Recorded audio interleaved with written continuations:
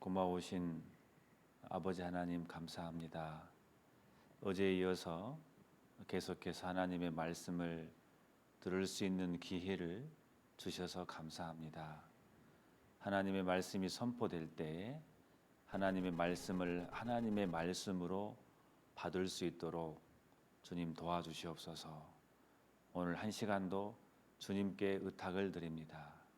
예수님의 이름으로 기도드렸습니다. 아멘. 자, 성경 욥기 36장을 보겠습니다. 구약 성경 욥기 36장입니다. 36장 27절입니다. 27절, 28절 제가 읽겠습니다.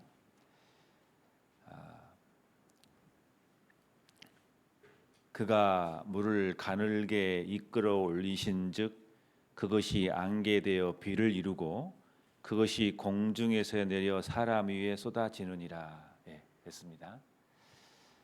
어제 창조주 하나님에 대해서 잠깐 배워봤습니다. 이 우주 만물이 우연이 아니라 이 성경에 하나님께서 이 모든 것을 만드신 분이라는 것을 성경을 통해서 몇 가지 증거를 이렇게 확인시켜 드렸습니다. 어떤 분들은 이런 말씀을 듣고 놀라신 분도 계실 겁니다. 저도 수십 년 전에 이 말씀을 처음 들었을 때 너무너무 깜짝 놀랐습니다. 하나님은 눈에 보이시지 않잖아요. 그래서 교회를 다니면서도 마음에 하나님이 계신다는 게 확증이 없었거든요. 그런데 증거를 보니까 부인할 수가 없는 거예요. 그래서 첫날 말씀을 듣고 밤에 집에 돌아가면서 나도 모르게 하늘을 쳐다봤습니다. 그래서 저 밑에 내 속에서 이런 말을 하고 있었습니다. 아, 과연 하나님께서 살아 계셨군요. 이게 말씀을 들으면 들을수록 더 확실해진다는 것을 알 수 있게 되었습니다. 어제는 너무 시간이 부족해서 많은 증거를 보여드리지 못했습니다. 그래서 오늘 좀 시간은 되는 대로 몇 가지 증거를 더 보여드리고 싶습니다. 여기 욥기 36장 27절, 28절을 보니까 그가 그랬습니다. 화면을 보시면 됩니다. 하나님께서 물을 가늘게 이끌어 올리신즉 그것이 안개되어 비를 이루고 그것이 공중에서 내려 사람 위에 쏟아지느니라. 이은 욥기 성경이기 때문에 지금으로부터 약 3,500년 전 글입니다. 그러니까 삼국시대 훨씬 이전입니다. 우리나라 고조선 시대보다 더 이전 글입니다. 그때 쓰여진 이 성경책 속에 하나님께서는 비의 원리에 대한 이야기를 욥기 성경에다가 자세히 설명해 놓으셨습니다. 이 말씀을 좀 설명드리고자 합니다. 여기 보시면은 이 그림은 학생들이 배우는 교과서에 있는 그림을 발췌해 보았습니다. 비가 내리는 이 원리에 대해서 설명해 놓은 이 그림입니다. 여기 보시면은 이 바닷물이 있는데 이 바닷물이 수증기로 올라가서 나중에 이것이 안개되어 비를 이루어서 땅에 떨어지는 게 비가 내리는 원리입니다. 나중에 이 빗물이 강물을 타고 다시 바다로 흘러가는 거죠. 최근에 와서 이 사실이 발견이 되었습니다. 또 다른 과학 책을 보면은 좀 더 구체적으로 나와 있습니다. 여기 보면은 물의 순환의 원리라고 나와 있습니다. 이 지구상에는 물이란 것이 있는데 물이 어떻게 돌고 도는지를 설명해 주는 그림입니다. 수증기가 바다의 수증기가 위로 올라가서 구름이 되어서 기압차에 의해서 지구로 와서 이것이 땅으로 와서 이것이 무거워지면은 지상으로 떨어지는 겁니다. 그래서 이것이 나중에 강물을 타고 흘러서 다시 바다로 흘러가는 겁니다. 그래서 이 지구에 있는 물은 계속 돌고 도는 겁니다. 이것은 상식적인 거죠. 사람들은 이 원리를 언제 알았냐면요.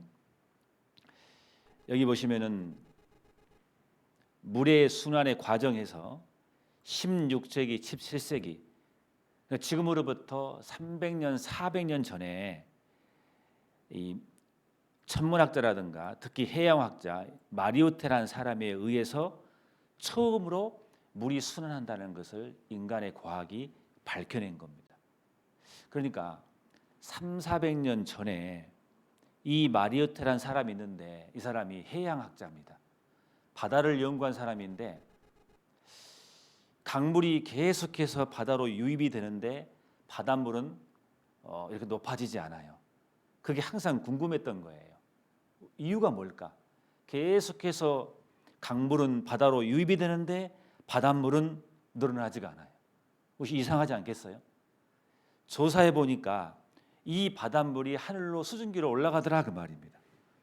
그 수증기로 올라간 그 물이 육지로 가서 무거워서 빗물로 떨어지는 겁니다. 다시 그것이 강물로 흐르더라 그 말입니다. 그것을 인간의 과학은 300년, 400년 전에 처음으로 이론적으로 사람들은 알기 시작했습니다. 그런데 방금 읽어드렸던 이 욥기 36장 27절, 28절 말씀은 언제 이야기입니까? 3,500년 전 이야기라니까요. 그럼 여러분들은 놀라셔야 돼요. 지금 저는 이 말씀 처음 듣고 너무 놀랐거든요. 이게 어떻게 3,500년 전에 이렇게 사람이 말할 수 있을까? 이것은 욥의 말이 아니에요. 사람은 그 당시에 이런 말을 할 수가 없어요. 최근에 이 말을 썼다면 이것은 아무것도 아닙니다. 문제는 3,500년 전에 이 말을 했기 때문에 놀라운 말씀이 되어버린 거예요. 우리가 3,500년 전으로 돌아가 봅시다. 한번 가봅시다. 미개인이 살 때입니다. 과학이 없는 시대입니다. 하늘에서 비가 내립니다. 그러면은 그 당시로 가서 그때의 과학으로 돌아가서 비가 내리는 걸 보고 여러분들은 무엇라고 일기를 쓰실 겁니까? 한번 일기를 써봅시다.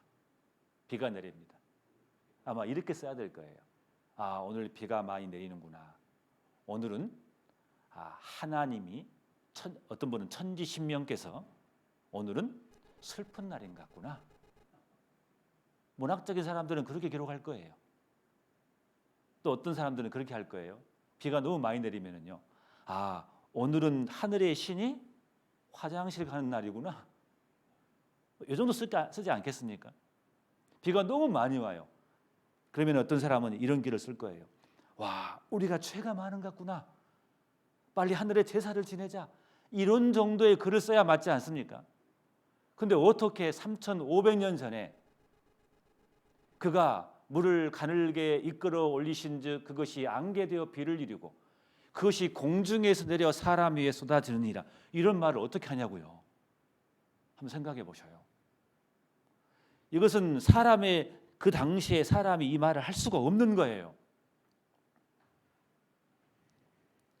이와 비슷한 말씀이 성경에 아모스 9장 6절에 보시면은 그 전을 하늘에 세우시며 그 궁창에 기초를 땅에 두시며 자, 바닷물을 불러 지면에 쏟으신 자니 그 이름은 여호와시라. 바닷물을 불러서 지면에 쏟으신다 그랬어요. 그분이 여호와시라 그 말이에요. 어떻게 바닷물을 불러서 지면에 쏟냐고요. 이해할 수 없는 말이거든요. 이제는 과학이 발달되기 때문에 얼마든지 이 말씀이 이해될 수 있는 겁니다.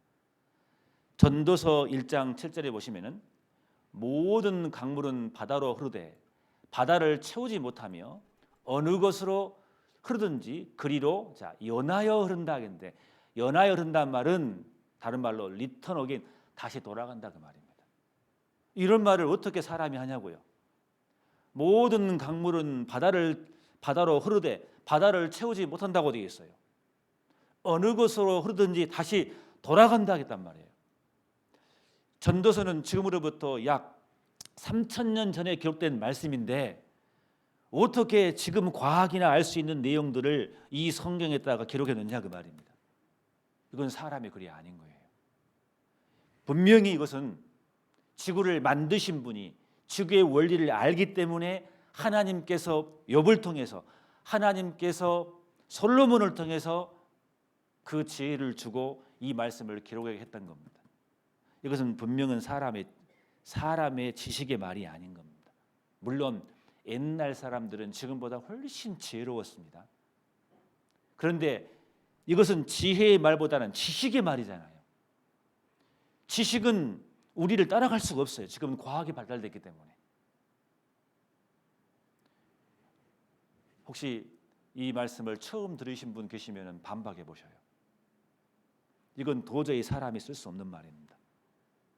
하나님께서 이 지구를 만드셨기 때문에 지구의 원리를 정확히 알기 때문에 비의 원리를 아시고 물의 순환의 원리를 아시고 번개의 원리를 아시는 거예요.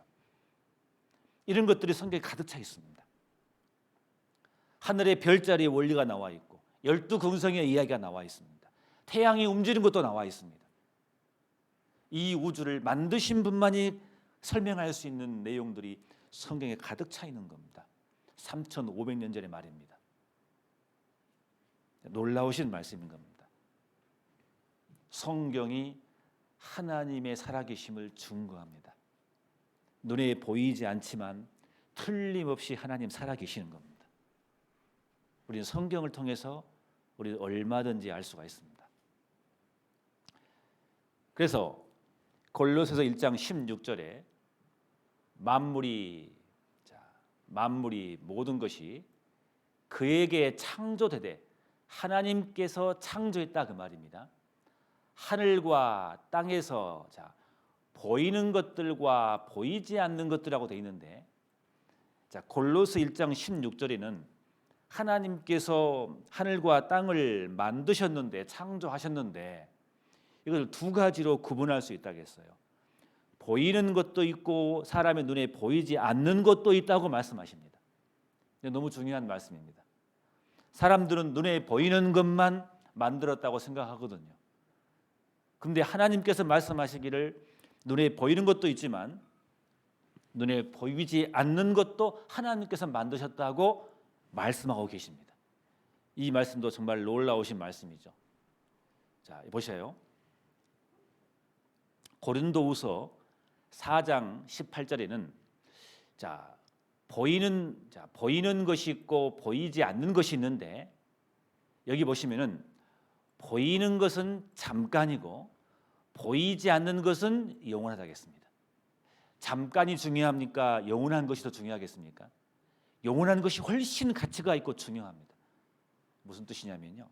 하나님께서는 보이는 것도 만드시고 보이지 않는 것도 만드셨는데 실은 보이지 않는 것이 훨씬 더 많을 뿐만 아니라 더 훨씬 중요합니다. 하나님은 중요한 걸 쓸수록 보이지 않게 만드셨어요. 그리고 히브리서 11장 3절을 보니까 우리가 아나니 보이는 것은 나타난 것으로 말미암아 된 것이 아니니라. 우리 눈에 보이는 것을 하나님이 만드셨는데 이 보이는 것은 보이지 않는 것으로 말미암아 왔다 그 말입니다. 또 다르게 표현한다면은 이 보이는 세계는 이 보이는 세계를 통해서 보이지 않는 것을 설명하고 있다. 똑같은 말인 겁니다. 중요한 것은 뭐냐면은 보이는 것과 보이지 않는 것이 있는데 보이지 않는 것이 훨씬 많고 중요하다는 겁니다. 하나님은 이 두 가지 종류를 만들었는데 그렇게 만들어 놓으셨다고 성경은 우리에게 설명해 주고 있습니다. 자, 그래서 우리가 보이는 것이 있고 보이지 않는 것이 있다 했는데 그것이 잘 보이십니까? 네. 자, 보이는 것은 잠깐이라겠습니다. 보이지 않는 것은 영원하다고 성경은 말씀하십니다.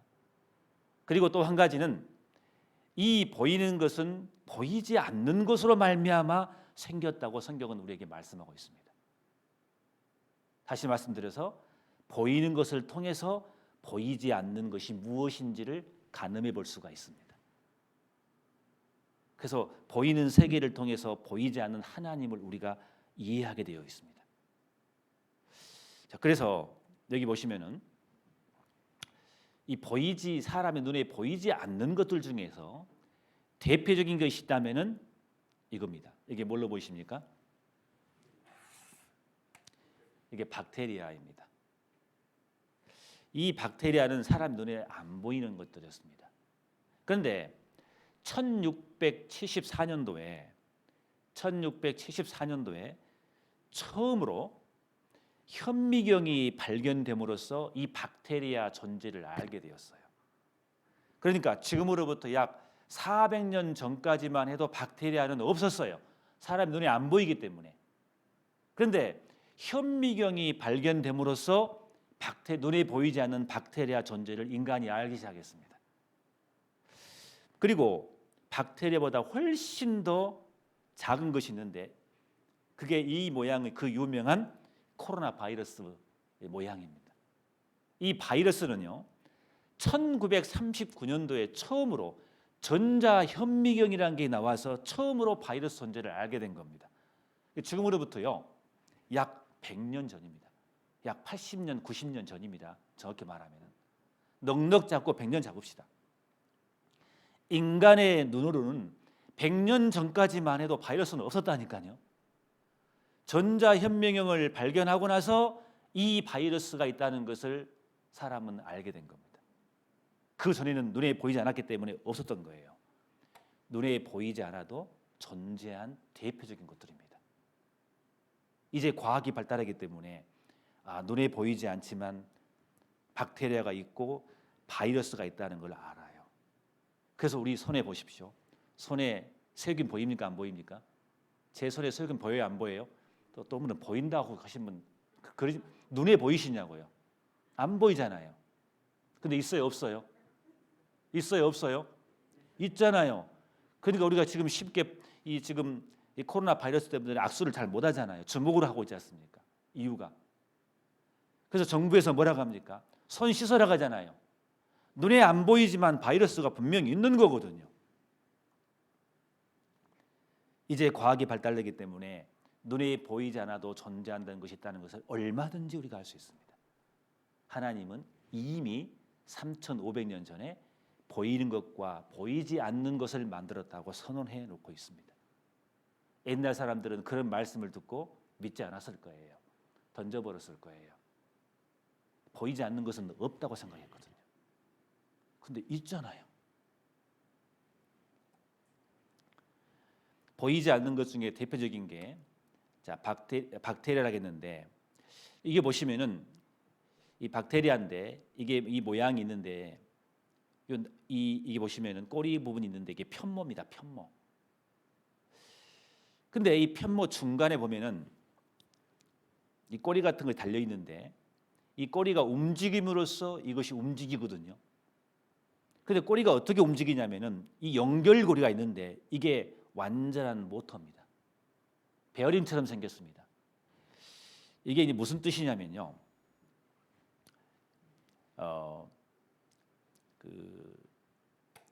인간의 과학이 얼마나 작은 모터를 만들 수 있냐면요. 머리털 굵기만 하는 모터를 인간의 과학이 지금 만들 수 있습니다. 지금은 굉장히 정교합니다. 그런데 이 박테리아 이 모터는 이 머리카락 굵기보다 2000분의 1만큼 작아요. 그 정도로 너무너무 정교하고 눈에 보이지 않는 이 박테리아 이 편모가 이 모터가 실제로 존재합니다. 그래서 과학자들이 이걸 보고 깜짝 놀라는 거예요. 눈에 보이지 않아요. 근데 이제 큰 고성능 현미경으로 이걸 박테리아를 이 편모를 조사해 보니까 마치 사람이 만들어 놓은 것처럼 기가 막힌 모터가 달려 있더라 그 말입니다. 머리카락의 굵기에 2000분의 1밖에 안 되는 너무너무 작은 눈에 보이지 않는 것인데, 그래서 과학자들은 이걸 보고 야, 분명히 이건 누가 만들었다. 근데 사람은 이걸 만들 수 없어요. 근데 능력 많으신 분이 분명히 누가 만든 거예요. 창조된 거예요.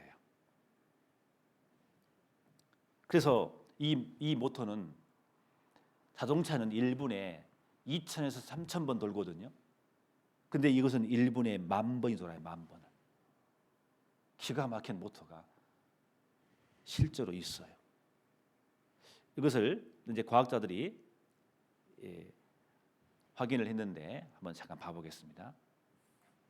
In the 19th century, when Darwin was alive, scientists thought that the basis of life, the cell, was some simple glob of protoplasm, like a little piece of jello or something that was not hard to explain at all. But with the hard work of science in the 20th century, we've seen that the cell is far from simple. It's got very complicated molecular machines and things that are very resistant to Darwinian explanation. Under the microscope, bacteria powered by flagella seem almost acrobatic. They tumble, corkscrew, and pirouette, thanks to that whip-like filament. Driving this propeller is a tiny motor, part of a complex structure made of about 40 different kinds of protein. And according to Behe, if any one of these parts is missing from the system, the motor can't function. Behe calls systems like this irreducibly complex. The idea is that there are certain aspects of life, perhaps organisms or organs or even cells, that in a sense could only have come about as a whole. In other words, it was very unlikely they could have come about through just a kind of contingent combination of parts over even millions or billions of years, but rather in a sense had to be created whole cloth all together at once, because everything fits together so well that to remove one part, the thing wouldn't function. Without the tools to observe the machinery of the cell, and long before the idea of irreducible complexity, Charles Darwin offered a way to test his own theory. In Origin of Species, he wrote, "If it could be demonstrated that any complex organ existed, which could not possibly have been formed by numerous, successive, slight modifications, my theory would absolutely break down." Darwin's failed predictions have in fact falsified his own theory. 이 과학자가 뭐라고 합니까? 다윈이 주장한 진화론 틀렸다 그 말입니다. 될 수가 없어요. 이 보이지도 않는, 눈에 보이지도 않는 이 판묘 모양이 분명히 한꺼번에 누군가에 의해서 만들어야지만이 존재할 수 있다는 것이 증거가 되어버렸습니다. 놀라운 사실이죠. 그래서 방금 말미에 했던 그 말씀을 좀 더 다시 말씀드리면, 이 찰스 다윈입니다. 진화론을 주장했던 사람입니다. 모든 것은 창조되었는데 창조가 아니라 시간이 지나면서 모든 것은 조금씩 진화되었다고 주장한 사람이 찰스 다윈입니다. 근데 이 사람이 쓴 글을 보시면은 이런 말이 있습니다. 생명체의 어떤 복잡한 기관이 존재한다고 입증될 수 있다면은 나의 이론은 완전히 무너지게 될 것이다. 그 사람도 이 이론을 처음 쓸 때 내가 이런 진화론을 주장하긴 주장하지만, 그러나 생명체가 어떤 복잡한 기관이었다면은 나의 이론은 무너지게 될 것이다. 즉 다시 말씀드려서 다윈이 전자현미경만 있었더라면은 이 진화론을 주장하지 않았을 거란 말이에요. 그 당시에 없었어요. 눈에 보이지 않기 때문에 다윈은 진화론을 주장했던 겁니다. 그래서 이 이론은 이제는 부정당할 수밖에 없는 겁니다.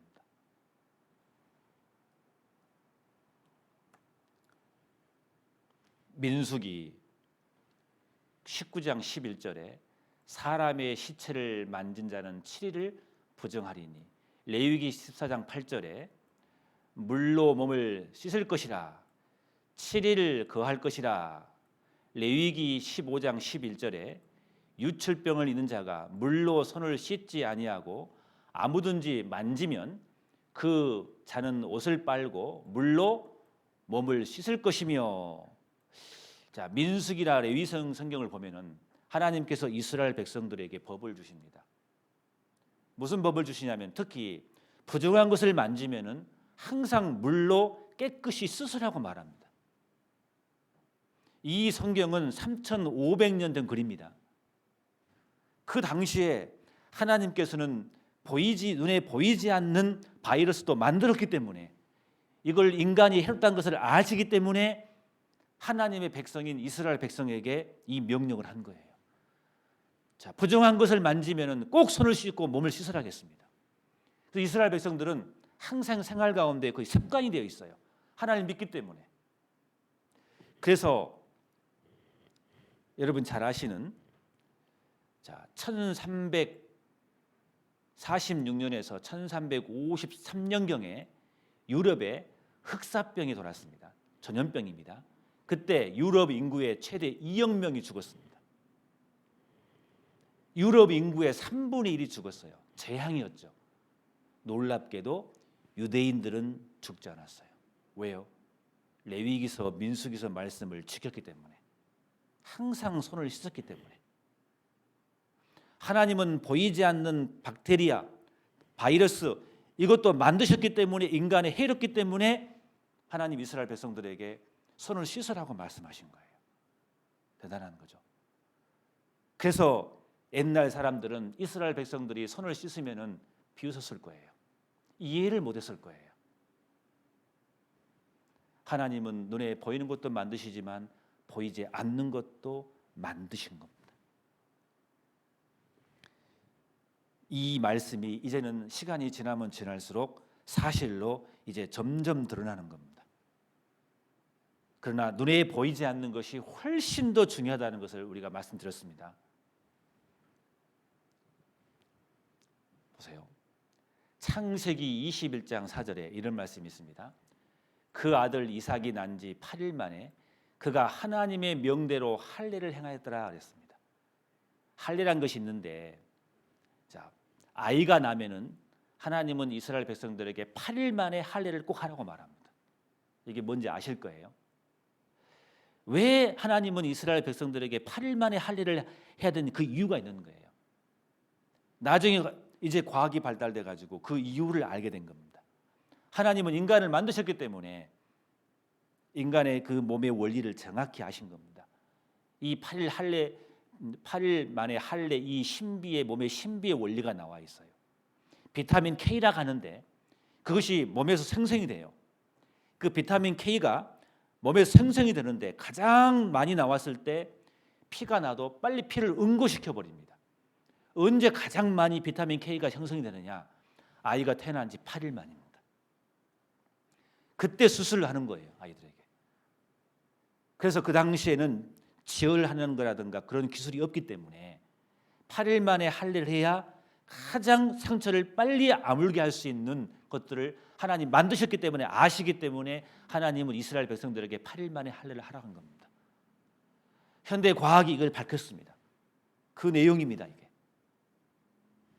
그래서 의사들이 성경을 보고 놀라는 거예요. 그래서 대가들은 성경을 보고 놀랄 수밖에 없는 거예요. 천문학자들이 성경을 보고 놀라는 거예요. 식물학자들이 성경을 보고 놀라는 거예요. 어떻게 과학이 없는 시대에 어떻게 3,500년 전에 이런 말씀이 성경에서 사람이 기록할 수 있냐 그 말이에요. 그 당시에 이런 과학자가 없거든요. 지혜는 있을지 몰라도 지식이 없거든요. 그 당시에는. 이것은 하나님께서 만드셨기 때문에, 사람을 만드셨기 때문에, 이 우주를 만드셨기 때문에 하나님만이 가능한 거예요. 그래서 하나님께서 사람을 통해서 하신 말씀이 이 성경 말씀인 겁니다. 이 말씀은 보통 책이 아닌 겁니다.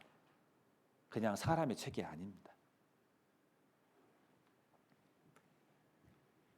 또 봐볼까요? 그래서 골로새 1장 16절에 보이는 것과 보이지 않는 것을 하나님께서 만드셨다고 했습니다. 자, 그러면은 여기 보시면은 자, 보이는 것과 보이지 않는 것들이 있는데 자, 한번 비교를 한번 해봅시다. 자, 보이는 것 중에 보면은 꽃과 풀이 있습니다. 눈에 보이지 않습니까? 하나님께서 눈에 보이는 꽃과 풀을 만드셨어요. 전에 말씀드렸죠. 하나님은 보이는 세계를 통해서 보이지 않는 것을 설명하고 있다고. 눈에 보이는 것은 보이지 않는 것을 설명하는 설명서거든요.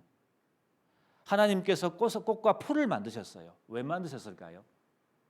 물론 인간을 위해서 만드셨죠. 자, 그런데 여러분, 꽃과 풀은 인생 설명서라는 걸 아셔야 됩니다. 이게 무슨 뜻이냐면요. 여기 보시면은 이사야 40장 6절 8절 보시면은 이런 말씀이 있습니다. 말하는 자의 소리여 가로되 외치라 대답하되 내가 무엇이라 외치리까 가로되 모든 육체는 풀이요 그 모든 아름다움은 들의 꽃과 같으니 풀은 마르고 꽃은 시듬은 여호와의 기운이 그 위에 불미라. 이 백성은 실로 풀이로다. 풀은 마르고 꽃은 시드나 우리 하나님의 말씀은 영영이 서리라 하리라. 이 말씀 보니까 하나님께서 풀과 꽃을 만들었는데 그 꽃을 보고 사람들은 좋아하긴 좋아하는데 그 꽃 속에다가 하나님이 비밀을 하나님이 거기다가 넣어놓으셨어요. 뭐라겠습니까? 꽃은 시든다 그 말이에요. 풀은 마르고 꽃은 시든다. 이거 항상 명심해라 그 말인 거거든요.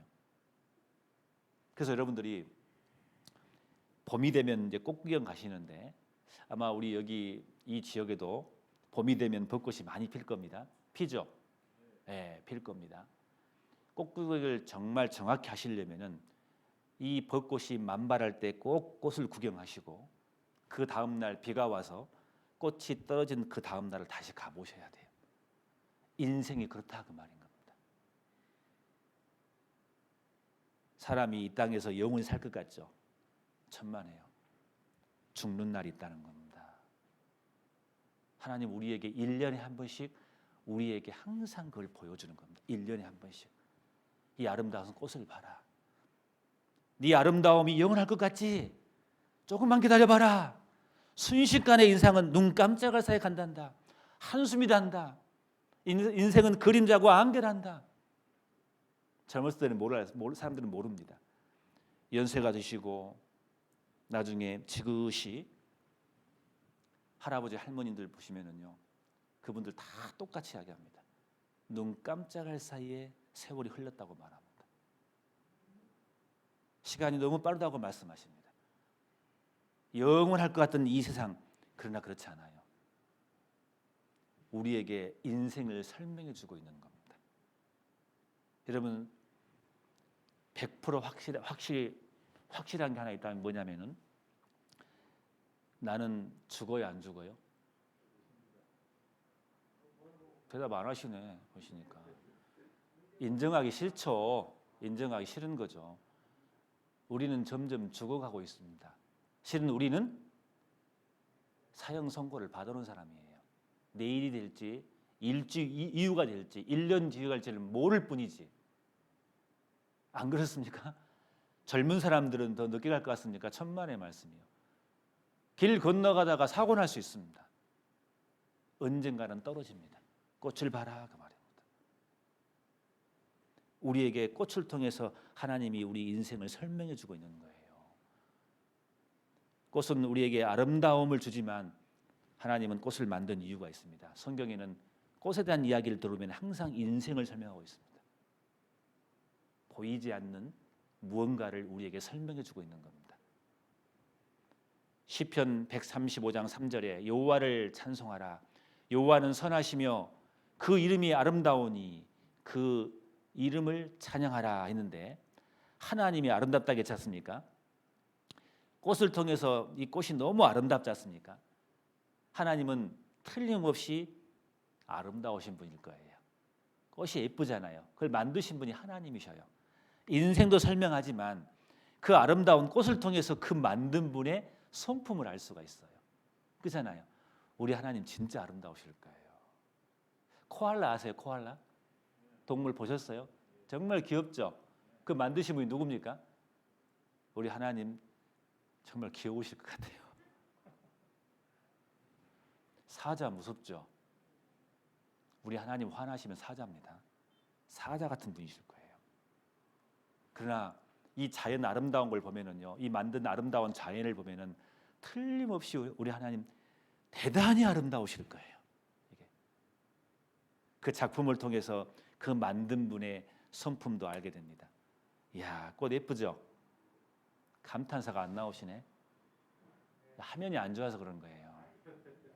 그러면 이걸 보여주면 어떻게 반응이 나오셔야 돼요? 와, 당연하죠. 지금 감정이 우리 메말라 있는 거죠, 우리가. 어때요? 아름답지 않습니까? 에이, 너무 오버하지 마시고 또요. 천국이 이런 걸 실 거예요, 분명히. 천국은 이보다 더 안 될 거예요. 우리가 눈에 보이는 이 세상을 통해서 하나님이 우리에게 말해주고 싶은 것은 뭡니까? 이렇게 아름다운 것이 있지 않느냐? 이것은 눈에 보이는 세계지만 이보다 훨씬 더 아름다운 천국이 있단다. 하나님은 우리에게 설명해 주기를 원하시는 거예요. 정말 아름다운 천국이 있을 겁니다. 성경은 우리에게 그렇게 말씀해 주고 계십니다. 이 아름다운 자연이 설명해 주고 있는 거예요, 우리에게. 눈에 보이는 씨앗이 있습니다. 씨앗은 어떻게 보면 못생겼어요. 모양이 별품 없습니다. 근데 그 씨앗 속에 뭐가 들어있습니까? 생명이 들어있잖아요. 그 씨앗 봐보세요. 이게 무슨 씨앗입니까? 해바라기 씨앗이거든요. 이 모양 별로 볼품 없거든요. 땅에 심었더니 세상에 그 씨앗이 여기가 다 박혀 있네요. 누가 수놓은 것처럼 그 씨앗 속에 이렇게 아름다운 해바라기 꽃이 나온다니까요. 그럼 어떻게 하시라고요, 여러분? 늦었습니다, 이미. 와, 놀라운 거잖아요. 여러분, 씨앗 속에 이 꽃이 들어있다니까요. 이거 어떻게 설명할 겁니까, 여러분? 하나님의 솜씨입니다. 하나님이 우리에게 뭘 알려주고 싶은 겁니까? 우리에게? 여러분, 우리는 씨앗 같은 인생입니다. 볼품 없어요. 옆 사람 봐보세요. 잘생겼나요? 보지 마시고 나를 보면 돼요. 저를 보면 됩니다. 볼품 없어요. 근데 그 속에 생명이 들어가면요, 꽃처럼 바뀝니다. 부활이 있다는 것을 설명해 주고 있는 겁니다. 여러분, 하나님은 눈에 보이는 이 자연 현상을 통해서 눈에 보이지 않는 기가 막힐 것이 있다는 것을 우리에게 설명해 주고 있는 거예요. 이거 어떻게 설명할 거예요, 이게요? 씨앗 속에 생명이 있다니까요. 땅에 심었더니 씨앗은 없어지는데 꽃으로 변화됐다니까요. 이런 마술이 어디가 있어요? 우리는 그것을 매일 확인합니다. 1년에 한 번씩 확인합니다. 여러분, 그래서 꽃을 보고 여러분은 항상 감탄사를 지어내야 됩니다. 근데 항상 보니까 이제 몰라요, 사람들이. 놀라운 세계인 겁니다. 하나님이 만드셨어요. 우리에게 뭔가를 메시지를 주고 계시는 거예요, 지금. 우리 눈에 보이는 형상이 진짜가 아니라 그 말입니다. 수박씨입니다. 조그만합니다. 세상에 이걸 땅에 심었더니 이게 나오네요. 신기하지 않아요, 여러분들? 쪼갰더니 세상에 거기에 수박씨가 박혀 있네요. 놀랍죠? 이게 뭔 사람의 정자와 난자입니다. 사람의 눈에 보이지도 않습니다. 그런데 나중에 이게 만나서 뭐가 나옵니까? 선화가 나와버리네요. 선화는 아닙니다만은 이게 얼마나 기가 막힌 역사입니까? 기적이거든요. 근데 실제로 이 일이 벌어지고 있거든요. 우리 주위에 계속해서. 보이는 세계를 통해서 보이지 않는 걸 설명하고 있는 겁니다. 질병을 통해서 세균과 바이러스가 있다는 것을 우리가 알게 됩니다. 보이는 행동을 통해서 사람이 인성을 합니다. 사람의 그 행동을 봅니다. 보이는 행동입니다. 그 행동을 통해서, 말하는 걸 통해서 그 사람이 어떤 사람인지, 눈에 보이지 않는 그 사람의 인성을 알 수가 있는 겁니다. 사람들은 종교성이라는 게 있습니다. 뭔가를 섬기는 모습이 있습니다. 그 모습 속에서 그 사람 속에 영혼이 있다는 것을 우리가 아는 겁니다. 사람은 영혼이 있어요. 보이지 않지만 사람 속에 영혼이 있어요. 사람은 과학이 발달하든 발달하지 않든 인류 역사에서 옛날이든 지금이든 간에 모든 사람들은 뭔가를 섬기는 행위를 한답니다. 그래서 역사학자가 전 세계를 여행했는데 신기하게도 동일한 것이 있답니다. 문자가 없이 미개인처럼 사는 사람도 보았고 옷이 없이 그렇게 사는 사람도 보았지만 종교가 없는 민족은 없답니다. 항상 뭔가를 섬기는 거예요.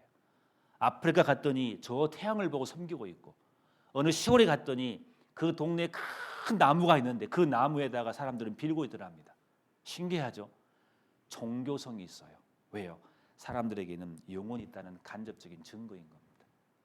사람만이 그래요. 짐승은 영혼이 없기 때문에 종교성이 없는 거예요. 원숭이가 제사 지낸 거 봤습니까? 사자가 토끼를 잡아먹었습니다. 잡아먹고 지나가는데 조금 가니까 자기가 잡아먹었던 그 토끼의 어린 토끼가 앞에 있는 거예요. 잡아먹으려고 하다가 마음에 양심이 끓여가지고 안 먹었답니다. 그런 사자 있을까요? 배가 고파서 귀찮아서 안 먹었지 양심이 끓여가지고 그 토끼를 안 먹는 사자는 없습니다. 짐승은 영혼이 없어요. 사람만 있는 거예요. 짐승은 뭔가를 섬기지를 못해요. 제사를 지내지를 못합니다.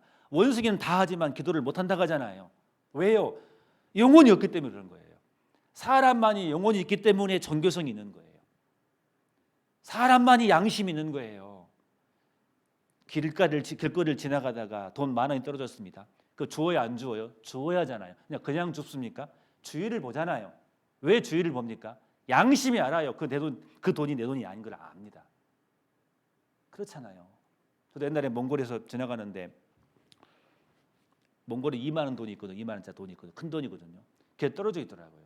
제가 어떻게 주었겠습니까? 일단 발로 밟아요. 이렇게. 주위를 살짝 봅니다. 슬그머니 줍죠. 왜 그래요? 그냥 줍지. 그 돈이 내 돈이 아닌 줄 압니다. 엄마 방에서 돈 500원을 주었어요. 그거 부모님 건지 알거든요. 양심이. 밥 먹을 때 부모님이 돈 이야기하면 덜컹하잖아요. 안 그래요? 나만 그런가요? 저만 또 그런가 보나요? 여러분이 양심 있는지 없는지 한번 실험해 보겠습니다. 제가 이렇게 말해 볼게요. 여기 계신 분들 보니까는 대구 지역에서 여기 강당에 오신 분들을 보니까 대구 지역에서 제일 잘생기고 제일 미인들만 오셨네요. 어때요? 양심 있죠? 인정이 안 되죠? 그 나중에 이제 끝나고 나서 물어보시면 되고요. 집회니까. 그러니까 나중에 끝나고 이제 물어보시면 됩니다. 그래서 이 사람에게는 양심이 있거든요. 그 왜요? 영혼이 있다는 증거인 겁니다. 영혼은 늙지 않아요. 그대로 있습니다. 그래서 세월이 지나도 많은 분들은 마음은 청춘이라고 말합니다. 몸이 안 죽을 뿐이지. 그렇잖아요? 어르신들 잘 아시더라고요. 사람 속에는 영원히 살고 싶은 마음이 있어요. 왜? 영혼이 있기 때문에 그러는 거예요. 어떤 할머니께서 그랬대요. 외아들이 있는데 결혼을 시켰더니 자기 마누라만 좋은 일 시키고 자기를 버리더랍니다. 너무너무 속상해가지고 죽고 싶었더랍니다. 그래서 항상 입버릇처럼 아이고 빨리 죽어야지 그랬더랍니다. 그 이야기를 손자가 들은 거예요. 손자가 약국 가가지고 독약을 사왔어요. 할머니 이거 드세요. 독약이에요. 왜? 할머니 죽고 싶다며요. 그날 아주 죽는 날이 그날. 그 말이 그 말이냐고요. 그냥 힘드니까 그냥 한 말이잖아요. 사람은 영혼이 있기 때문에 이건 속일 수가 없어요. 영혼이 살고 싶은 마음이 있는 거예요. 지금 힘드니까 자식들에게 피해를 끼치니까 빨리 죽어야지라고 말하는 것이지. 안 그랬습니까? 제가 어렸을 때 소원이 하나 있습니다. 공부 열심히 해가지고 제가 약을 하나 만들고 싶었어요. 죽지 않는 약. 저 어렸을 때 그 꿈이 있었어요. 2개만 만들고 싶었어요. 하나는 나 먹고 하나는 우리 엄마 주고. 이렇게. 그 나중에 제가 이 성경을 배우고 구원을 받고 나서 그게 있다는 걸 알았어요. 구원을 받고 나니까. 그래서 제가 구원받자마자 우리 어머니가 달려갔잖아요.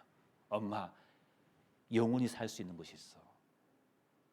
사람은 영혼을 사모합니다. 왜? 영원한 것이 있기 때문에. 어떤 맛있는 음식이 있으면 사람은 침이 나옵니다.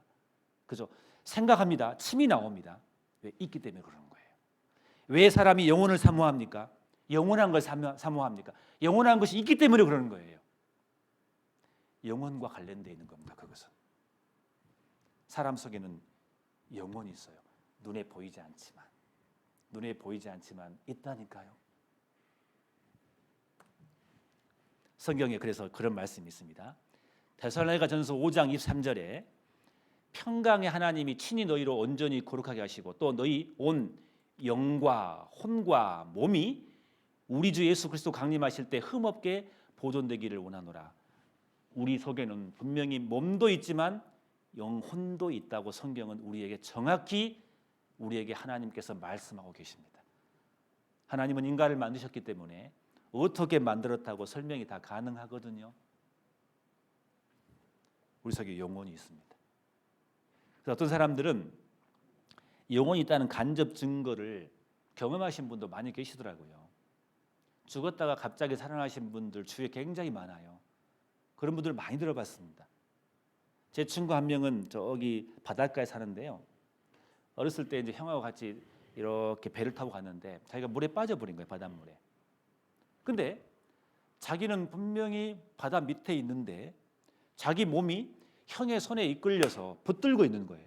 자기는 바다 밑바닥에 있는데 순간 영혼이 빠져나가 버린 거예요. 나중에 구사일생을 살게 됐던 겁니다. 또 한 번은 그 친구가 아버님이 자기가 어렸을 때 좀 크면은 엄마 젖을 좀 떼야 되는데 계속해서 엄마 젖을 먹고 있었나 봐요. 아버지가 화나가지고 그 아이를 들어가지고 자기를 들어서 마당에 던져버린 거예요. 근데 자기는 여가 있는데 자기 몸은 저가 있는 거예요. 그걸 실제로 경험한 거예요. 영혼이 있다는 것을 그 친구는 알아요. 그 친구가 성경 강해 듣고 이 말씀을 믿더라니까요. 구원을 받아버렸습니다. 친구가 지금 전도사하고 있습니다. 같이 목사하고 있습니다. 그런 주위의 사람들이 굉장히 많습니다. 성경에 보면은 자 그래서 영혼이 있는 겁니다. 보이지 않지만 틀림없이 있는 겁니다. 영혼이 있기 때문에 죽음으로 끝이 아닌 겁니다. 그래서 야고보서 2장 26절에 영혼 없는 몸이 죽은 것 같이 영혼 없는 몸이 죽었다 그랬어요. 영혼이 떠난 걸 보고 죽었다고 말한 겁니다. 심장이 멎은 걸 보고 죽었다는 게 아니라 영혼은 떠나버리면 그걸 죽음이라고 말해요. 왜? 영혼이 진짜 나기 때문에. 이건 나의 몸이고 나의 손인데 진짜 나란 것이 있는 거예요. 그 영혼 내가 사는 집이 바로 내 몸인 거예요. 이 몸은 그래서 점점 시간이 갈수록 낡아지려는 거예요. 어떤 분들은 아직도 젊기 때문에 튼튼합니다. 그러나 어떤 분들은 70, 80이 되면 점점점 이 몸은 낡아갑니다. 그러나 영혼은 그대로죠. 항상 청춘이기 때문에. 그 영혼이 떠났을 때 사람을 죽었다고 말한 겁니다. 그래서 죽은 사람들 시체 한번 봐보셔요. 아무리 친한 사람도 그 영혼이 떠나버리면 조금 끔찍합니다. 여러분 큰 대골 같은 집이 있는데 아무리 멋있는 집이라 할지라도 사람이 안 살면은요 으시시합니다, 여러분. 신기하죠. 진짜 주인이 빠져나가기 때문에 그런 거예요. 진짜 주인은 영혼은 나입니다. 나는 영원히 존재합니다. 그 영혼은 죽음 이후에 그 영혼이 하나님을 만나게 되어 있습니다. 나란 존재는 영원하다는 것을 기억하셔야 됩니다. 내 몸이 흙이 되는 것이지 내 영혼, 이 영혼은 영원합니다. 죽었을 때 그 영혼이 빠져나가서 하나님을 만난다고 성경은 우리에게 말씀하십니다. 보실까요? 욥기 19장 26절에 나의 이 가죽 이것이 썩은 후에 내가 육체 밖에서 하나님을 보리다. 나란 사람이 내 육체 몸 밖에서 내 영혼이 하나님을 본다 그 말입니다. 그리고 전도서 3장 21절에 인생의 혼은 위로 올라가고 분명히 인생 혼이 있다고 하게 됐습니다. 자, 그다음에 히브리서 9장 27절에 한 번 죽는 것은 사람에게 정하신 것이요 그 후에는 뭐라고요? 심판이 있었다. 심판이 있다 했습니다. 여러분, 영혼이 있다는 말은 다른 말로 말씀드리면 무슨 뜻입니까? 죽음으로 끝이 아니다 그 말입니다. 또 다른 세계가 있는 거예요. 분명한 것은 우린 양심이 압니다. 옛날에 그랬다며요. 대구 지하철 사고 그 벽면에 가족들이 와가지고 그런 글을 썼다며요. 아들아, 이제 영원한 곳에서 편히 쉬거라. 그런 글귀가 많았대요. 제가 그 납골당을 가봤거든요. 거기 방명록이 있어요. 제가 유심히 봤습니다. 대부분이 다 그런 글입니다. 가족들이 와가지고 아들이 먼저 갔나 봐요. 사랑하는 아들아, 천국에서 편히 쉬거라. 어떤 사람은 아내가 먼저 갔나 봐요. 여보, 자식 걱정하지 말고 그곳에서 편히 쉬세요. 다 그런 이야기입니다. 그런데 이런 글이 없어요. 죽음은 끝이니 잘 됐습니다. 그런 글은 없어요. 다 양심의 소리를 하고 있는 거예요. 영원한 곳을 다 염두에 두고 말하더라니까요. 다 알아요, 그 사람들은요. 우리가 눈에 보이는 세계만 다 있는 게 아닙니다. 눈에 보이지 않는 세계가 분명히 있는 겁니다. 분명히 그 위에 심판이 있으리니 한 번 죽는 건 사람의 정하신 것이요, 그 위에 심판이 있다. 지금 이후에 넘어서 죽음 넘어서 분명한 다른 세계가 있다는 것을 성경은 우리에게 가르치고 있습니다.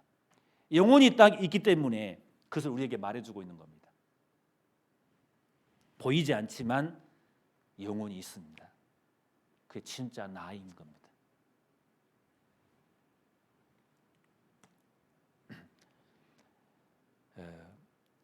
자, 그리고 여기 봐봅시다. 하나님은 눈에 보이지 않는다 하겠습니다. 그 보이지 않는 것 중에 대표적인 게 바로 하나님이십니다. 성경의 하나님. 눈에 보이지 않습니다. 눈에 보이지 않기 때문에 이제 하나님 못 믿겠다고 말할 사람 한 분도 없을 겁니다. 보이지 않지만 존재하는 것이 얼마나 많은지를 설명했습니다. 그 보이는 걸 통해서 보이지 않는 것을 설명한다고 말씀드렸습니다. 영혼도 보이지 않는 것이지만 분명히 존재합니다. 양심이 있잖아요. 그죠? 양심 눈에 보입니까? 안 보입니까? 마음 있습니까? 없습니까? 있잖아요. 만약에 마음이 눈에 보인다면 이 자리에 아무도 없을 겁니다. 저부터 도망갈 겁니다. 아마. 안 보이니까 이렇게 지금 있는 거예요. 그러나 있잖아요, 분명히. 그런 것처럼 하나님은 눈에 보이지 않지만 틀림없이 계시는 거예요. 그래서 디모데전서 6장 16절에 말씀하시기를 아무 사람도 보지 못하였고 또 볼 수 없는 자신이 그에게 존귀와 영원한 능력을 돌릴지어다 하면, 우리 하나님께서는 말씀하시기를 사람이 하나님을 보지 못한다고 되어 있어요. 아무 사람도 보지 못하였고 볼 수 없다고 했어요. 하나님은 눈에 보이지 않는 존재입니다. 저는 개인적으로요, 제 개인적으로 하나님이 눈에 보이지 않기 때문에 저는 하나님이 멋쟁이라고 생각합니다. 만약에 하나님께서 제 눈에 보인다면은 저는 그 하나님 못 믿을 것 같아요. 왜요? 인간의 눈은 한계를 가지고 있습니다. 너무 큰 것도 못 보고 작은 것도 못 봅니다. 한계를 가지고 있는 인간의 눈으로 한계를 가지고 있는 인간의 눈으로 하나님 보인다면은 하나님 그분도 한계를 가지고 있는 거예요. 안 보야 맞아요. 이 우주를 만드신 하나님이 어떻게 인간 눈에 보이겠냐고요. 빛과 같은 분인데, 죄가 없는 분인데 죄인 인간이 하나님을 본다고요? 인간의 눈으로 빛을 보지 못하듯이 빛 대신 하나님을 못 보게 돼 있는 거예요. 안 보여야 맞아요. 저는 하나님 눈에 안 보이기 때문에 저는 하나님 믿습니다. 그래서 하나님 멋쟁이라고 생각합니다. 어떤 사람들은 보여주면 믿겠다는 사람이 있습니다. 고3 학생을 상담하는데 그 친구가 그래요. 선생님, 이렇게 어렵게 하나님 있다고 증거하지 마시고 제가 눈 감고 20번 셀 테니까 그냥 하나님 나타나게 해달라고. 그럼 믿겠다고. 저 고3이거든요. 바빠요. 선생님도 바쁘시죠. 그냥 그렇게 해주세요. 그냥 편하게 믿을게요. 그 친구 나중에 또 뭐라 그런 줄 아세요? 저보고 그거 어렵겠죠. 제가 눈 감고 20번 셀 테니까 그냥 내 앞에 있는 볼펜을 둥둥 띄워주세요. 그러니 그냥 믿을게요. 그러는 거예요. 뒤통수를 때리다 말았습니다. 제가. 어리석은 거예요. 눈에 보이는 것만 믿으려고 하는 거예요. 지금 공중에 떠 있는 지구 보셔요. 기적 아닙니까? 지금 붙들고 있잖아요. 하나님께서. 하나님 아니면 누가 붙들고 있냐고 그것을요. 공중에 떠 있는 달을 하나님 아니면 누가 그 달을 붙들고 있냐고요. 안 그렇습니까? 그 친구한테 그랬어요. 손을 펴보라고. 거기에 세균이 보이냐고. 안 보인대요. 있냐고 없냐고. 있대요. 눈에 안 보이는데 어떻게 당신은 믿냐고. 그 친구하고 1시간 동안 실랑이를 했습니다. 나중에는 시인하더라고요. 근데 제일 처음에는 정말 뒤통수 한번 때리고 싶더라니까요. 얼마나 미련한지. 눈에 보이는 것만 믿으려고 그래요. 심증은 이해가 갑니다. 그러나 우리의 인간은 한계가 있습니다. 저는 눈에 하나님이 안 보이기 때문에 저는 하나님을 개인적으로 믿습니다. 어떤 사람이 하나님을 봤답니다. 어떻게 생겼냐고 물어봤어요. 뭐라고 한 줄 아세요? 입이 두툼하고 머리는 곱슬머리인데 피부색이 검정색이래요. 아프리카 사람이 본 거예요. 꿈에 본 거예요. 어떤 사람이 하나님을 봤답니다. 어떻게 생겼냐고 물어봤습니다. 하얀 도포를 입고 갓을 쓰고 하얀 수염을 기렀대요. 조선시대 사람이 하나님을 본 겁니다. 그게 하나님이겠습니까? 하나님은 사람이 아닙니다. 사람들은 하나님을 착각하고 있습니다. 눈에 보이지 않아야 진짜 하나님이신 겁니다. 우리 하나님 눈에 보이지 않습니다. 그 하나님께서 로마서 1장 20절에 창세로부터 그의 보이지 않은 것들 곧 그의 영원하신 능력과 신성이 그 만드신 만물에 분명히 보여 알게 되나니 그러므로 저희가 핑계치 못할지리라. 하나님 눈에 안 보였다고 하나님 없다고 핑계 못합니다. 보이지 않는 하나님께서 그 보이지 않는 하나님의 능력과 신성을 그 보이는 만물에 분명히 반영시켜 놨습니다. 그걸 통해서 보이지 않는 하나님을 얼마든지 알 수 있게 해놨습니다. 하나님 앞에서 하나님 눈에 보이지 않아서 못 믿겠다고 핑계할 사람 아무도 없을 겁니다. 우리에게 그렇게 말씀하고 계십니다. 하나님께서는. 저도 옛날에는 그랬거든요. 눈에 보인 것만 따라갔거든요. 우리 하나님 계셔요. 저는 확실히 믿습니다. 지금도 이 장면을 보고 계실 거예요. 확실히 살아계십니다. 많은 증거들이 있습니다. 이사야 45장 18절 봐보겠습니다. 여호와는 하늘을 창조하신 하나님이시며 땅도 조성하시고 경격하시되 헛되이 창조치 아니하시고 사람으로 거하게 지으신 자신이라. 그 말씀에 나는 여호와라 나 외에 다른 이가 없느니라. 우리 하나님께서 말씀하십니다. 우리 하나님은 땅도 조성하시고 경곡케 하시고 하늘도 만드시고 모든 것을 헛되이 창조치 아니었다겠습니다. 그러면서 하신 말씀이 사람으로 거하게 지으신 자신이라.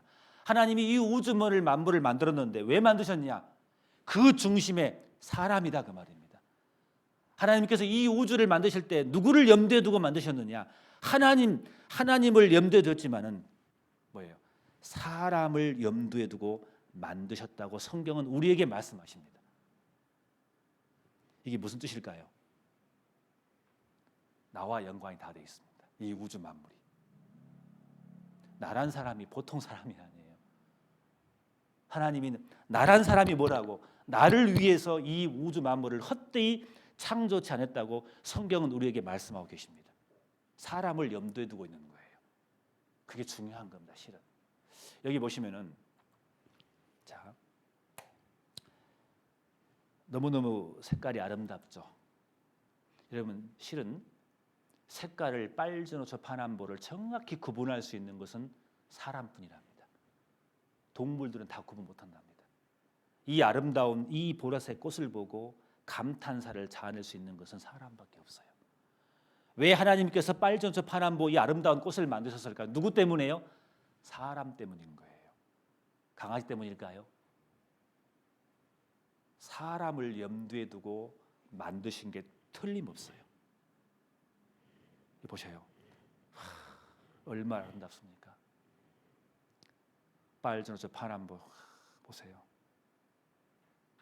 감상해 보세요. 이거 보고 강아지가 와가지고 와 그럴까요? 사람만 색깔을 구분할 수 있습니다. 정확히. 사람이 눈이 1000가지 색을 구분한다고 하잖아요. 짐승은 그렇지 못합니다. 하얀색 보면 어떤 마음이 듭니까? 하얀색 보면은요. 내 마음도 하얘지죠. 감정이 메말라서 지금 보니까는 전혀 느낌이 하나도 없는 것 같아요. 지금 보니까는 빨간색을 보면은 막 열정이 생기고 그런 마음 없습니까? 지금 우리가 무슨 문제가 있는 거예요. 지금 감정적으로. 제가 살던 몽골 초원 제가 찍은 사진이거든요.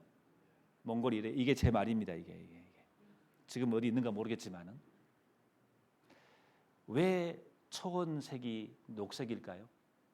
뭐하러? 사람의 눈에 가장 눈에 편안한 색이 무슨 색이에요? 녹색인 거예요. 그래서 하나님은 초원을 녹색으로 만드신 거예요. 이유가 있어요. 누구 때문에? 사람 때문에. 만약에 이 초원이 붉은색이라 생각해 봅시다. 만약에 다 미쳐버릴 거야 아마 다. 다행히 이 나무색들은 풀색들은 다 초록색이에요. 사람의 눈에 가장 편안한 색입니다. 그래서 수술할 때 의사가 수술복이 무슨 옷이든가요? 녹색입니다. 사람에게 편안을 주기 때문에 편안한 마음을 주기 때문에 그런 거예요. 교통 표지판 무슨 색이든가요? 녹색입니다. 실은 사람에게 편안한 마음을 주기 때문에 그러는 거예요. 그냥 그것을 아무 색이나 하는 게 아니에요. 사람 눈에 편안하기 때문에 그 색을 칠하는 겁니다. 하나님은 나를 위해서 사람을 위해서 이 지구를 만드셨다니까요. 저 우주에 별 하나 있잖아요. 하늘의 별들, 달들, 모든 별들이 누구를 향하고 있는지 아세요? 나를 향하고 있다니까요. 하나님 그냥 만들지 않으세요. 사람을 위해서 만드신 거예요. 우리 영화 보면 그런 게 있잖아요. 이렇게 큰 도로가 있는데 밤이 어두워요. 가로등이 있는데 내가 주인공이 지나갈 때마다 그 가로등에 불이 탁 켜지는 거예요. 얼마나 멋있습니까? 그 모든 가로등 뒤에 내가 걸어갈 때 누가 나를 위해 조종하고 있는 거예요. 내 길을 비춰주고 있는 거예요. 마치 그와 똑같아요. 이 우주 만물은 사람을 위해서 하나님이 설계하고 디자인하고 만드신 겁니다. 우리가 보통 사람이 아니에요. 왜 그런지 아셔요?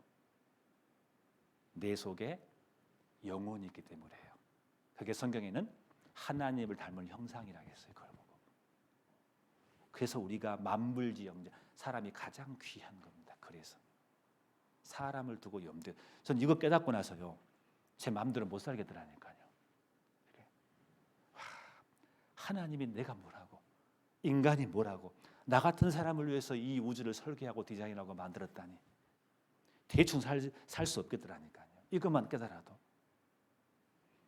그래서 이사야 45장에는 하나님께서 말씀하시기를 하늘과 이 땅을 만드셨는데 헛되이 창조치 아니하고 사람으로 거하게 지으신 자신이라 그랬어요. 이 지구의 크기, 이 지구의 모양, 이 지구의 속도, 모든 것은 다 하나님께서 사람을 염두에 두고 디자인하고 설계하고 만드신 겁니다. 기가 막히잖아요. 우리를 향하고 계시는 겁니다. 왜? 하나님 우리 사랑하시기 때문에 그러는 겁니다. 자, 또 한 가지 봐볼까요? 봐봅시다. 자, 요거 하나 하고 좀 쉽시다. 5분만. 여기 뭘로 보이십니까, 여러분? 뭘로 보이셔요? 로봇입니다, 로봇. 자, 어떤 과학자가 이 로봇을 만들었어요. 기가 막힌 로봇을 만든 거예요. 스스로 생각할 수 있고 나름대로 자기가 생활할 수 있는 기가 막힌 인조인간 로봇을 만들었어요. 근데 만들어 놓고 이 과학자가 달나라로 소풍을 갔어요. 소풍 간 사이에 지구에 화학전쟁이 발생해가지고 사람은 다 죽었다고 합시다. 이야기입니다. 여러분 또 믿지 마시고 이야기, 뭔가 비유하기 위해서 이야기를 한 겁니다. 달나라 소풍을 갔어요. 사람은 살 수 없어요. 이제 로봇만 사는 세상이 됐다고 합시다.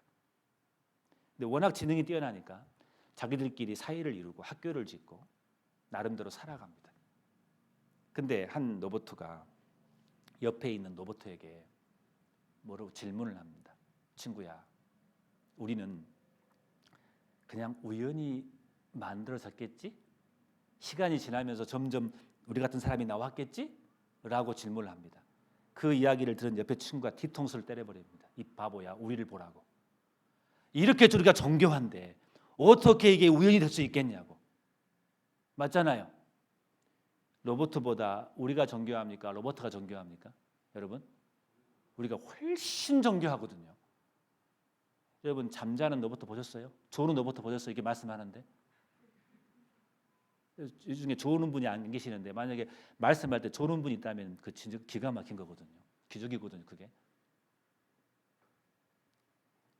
로봇보다 훨씬 신기한 게 인간이에요. 206개 뼈가 있고 이 속에 보이지 않지만 속에는 위가 있고 간이 있고 심장이 있고 신장이 있고 십이지장이 있고 모든 것이 이게 기가 막히게 움직인다니까요. 이게 이 속에서 이 로봇가 비교도 안 돼요. 로봇도 분명히 누가 만들었는데 우리는 어때요? 틀림없이 우리 누가 만드신 게 틀림없습니다. 맞잖아요. 뒤통수를 때려버리는 거예요. 이 친구야, 우리를 보라고. 어떻게 이게 우연이 되냐고. 그랬더랍니다. 좀 시간이 지나서 그 질문했던 그 친구가 다시 질문하는 거예요. 이제는. 그래, 로봇야. 우리를 보니까 이게 우연이 아니라는 것을 알겠는데 분명히 배후에 우리를 만든 분이 있다는 걸 알겠는데 또 하나 질문이 있다는 거예요. 뭔데? 근데 친구야, 근데 우리가 왜 살아? 우리 존재의 의미가 뭐지? 왜 우리는 존재하는데? 무엇 때문에 존재하는데? 그걸 보고 철학이라 그래요.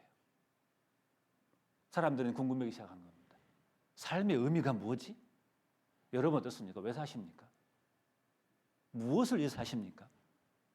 밥 먹기 위해서? 집 사기 위해서? 고민하기 시작했어요. 로봇가. 친구에게 물어봤어요. 그 친구 알까요? 모를까요? 친구야, 나도 그거 몰라. 이 컵이 있는데 이 컵이 옆에 있는 컵에게 물어봤어요. 옆에 있는 친구야, 우리는 뭐지? 왜 존재하지? 왜 우리에게 입이 크지? 누구한테 물어봐야 되겠습니까? 이걸 만든 사람한테 물어봐야 될 거 아니에요. 컵아, 너는 컵이야, 이름이. 너는 인간 때문에 만든 거야. 사람 목마를 때 물을 마시기 위해서. 그래서 너는 입이 크단다. 만든 사람은 설명이 가능합니다. 이 로봇은 누구한테 물어봐야 할 거예요? 만든 사람한테 물어봐야 돼요. 달나라에서 CCTV로 그걸 보고 있어요. 주인이. 답을 다 알잖아요. 너희는 로봇이야. 인간을 위해서 만들었어. 너희의 것이 운명이야. 라고 정확히 만든 사람은 답을 줄 수 있거든요. 그럼 우리는 어떻습니까? 여러분 왜 사십니까? 누구한테 물어보셔야 되겠습니까? 공부 많이 한 사람한테 물어봐야 되겠습니까? 인생을 많이 산 사람한테 물어봐야 되겠습니까? 답을 모른다니까요. 누구한테 물어봐야 되겠습니까? 우리를 만든 분에게 물어봐야 됩니다. 그래서 창세기 1장 1절에 태초에 하나님이 천지를 창조하시나라고 시작하는 거예요. 그 뜻이 무슨 뜻입니까? 성경에 하나님만이 인생의 답을 줄 수 있다. 그 말이다니까요. 우리를 만들었기 때문에 그게 사실이면은 이 성경에 하나님만이 우리에게 인생의 답을 줄 수 있다. 그 말입니다. 성경에는 인생의 해답이 있습니다. 그래서 여러분을 이번에 모시는 겁니다. 끝까지 말씀을 듣고 이것을 발견하시기를 간절히 원합니다. 저는 그걸 찾았습니다. 창조주 하나님의 글에는 그 답이 나와 있습니다. 만드신 분의 책이기 때문에 그렇습니다. 5분, 3분 쉬었다 하겠습니다. 3분. 어디 멀리 가시면 도망가시면 안 됩니다. 네, 3분 쉬었다가 다시 시작하겠습니다. 네. 운동 한번 할까요? 이렇게 해가지고 뒤로 한번 쫙 한번 넘겨 보십시오. 뒤로. 으차차차차차차차차차. 예. 손도 터시고. 예. 예. 박수 7번 한번 쳐볼까요? 시작. 네, 고맙습니다. 자, 하면 말씀 이사야 41장 21절, 23절 제가 읽겠습니다.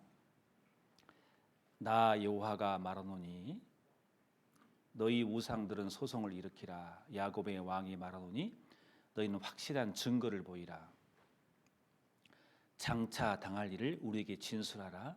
또 이전 일에 어떠한 것도 고하라. 우리가 연구하여 그 결국을 알리라. 혹 장례사를 보이며 후례사를 진술하라. 자, 이런 말씀이 성경에 나와 있습니다. 이사야 성경입니다. 지금으로부터 약 2600년 된 글인데요. 하나님께서 이사야를 통해서 우리에게 하신 말씀입니다. 자, 나 여호와가 말하노니, 여호와는 하나님의 이름입니다. 하나님께서 말씀하시기를 그 말입니다. 자, 너희 우상들은 소송을 일으키라. 하나님 아닌 가짜 신들은 한번 하나님하고 한번 재판을 해보자 그 말입니다. 너희들이 정말 참 하나님이라면은 참 하나님이라는 증거를 대라 그 말이에요. 확실한 증거를 대라 그 말이잖아요. 재판할 때 증거가 확실하면 그 증거로 승리할 수 있지 않습니까? 하나님께서 말씀하시기를 너희가 진짜 참 하나님이라면은 확실한 증거를 보이라 그 말입니다. 그 뜻은 무슨 뜻입니까? 우리 하나님께서는, 이 성경의 하나님께서는 참 신이란 증거를 댈 수 있다 그 말입니다. 그 증거가 뭐냐? 하나님은 모든 것을 만드시기도 하셨지만 역사를 다 아신다 그 말입니다. 과거도 알고 미래도 다 아신다 그 말입니다. 놀라우신 거죠. 진짜 하나님이라면 역사를 다 아셔야 할 겁니다. 그래서 성경에다가 하나님께서는 과거의 이전 일뿐만 아니라 장차 당할 일, 장래 일을 성경에다가 고스란히 하나님께서는 성경에다가 설명해 놓으셨습니다. 그래서 지금부터는 성경에 나와 있는 역사에 대해서 살펴보려고 합니다. 과거 역사뿐만 아니라 미래 역사까지 하나님은 다 설명할 수 있다 그 말입니다. 정말 맞느냐 그 말입니다. 그게 맞다면은 이 성경책은 보통 책이 아닌 거예요. 역사를 다 아신 하나님의 말씀이라는 것을 우리가 알 수 있을 겁니다. 그래서 성경과 역사란 주제로 오늘과 내일 계속해서 배워보려고 합니다. 중요한 말씀입니다.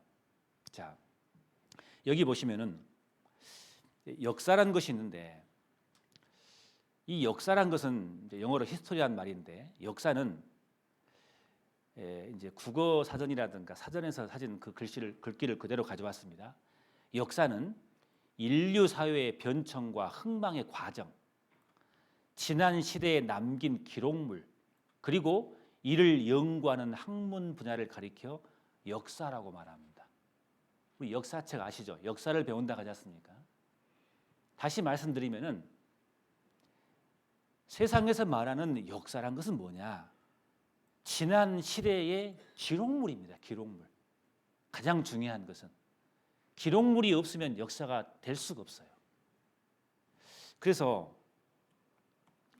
이 역사라는 것은 정확히 말씀드리면은 기록물이 있어야 돼요. 과거에 대한 기록물. 자, 과거는 이미 흘러갔어요. 다시 우리가 과거로 돌아갈 수도 없어요. 근데 그 과거의 역사가 실제 역사인지 아닌지를 알려면은 그 역사에 대한 기록물이 있어야 돼요. 그래야 역사로 인정해 주는 거예요.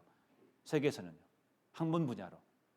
그리고 그 기록물뿐만 아니라 그 기록물이 사실이라는 것을 뒷받침할 수 있는 증거가 나와야 돼요. 그래야 그것을 역사로 인정해 주는 겁니다. 그래서 지금 우리가 2022년 살고 있습니다. 현재 우리가 지금 살고 있는데, 이때를 기점으로 해서 과거가 있고, 과거가 있는데 조금 더 과거로 가면은 1393년도에 조선이 세워졌습니다. 맞아요?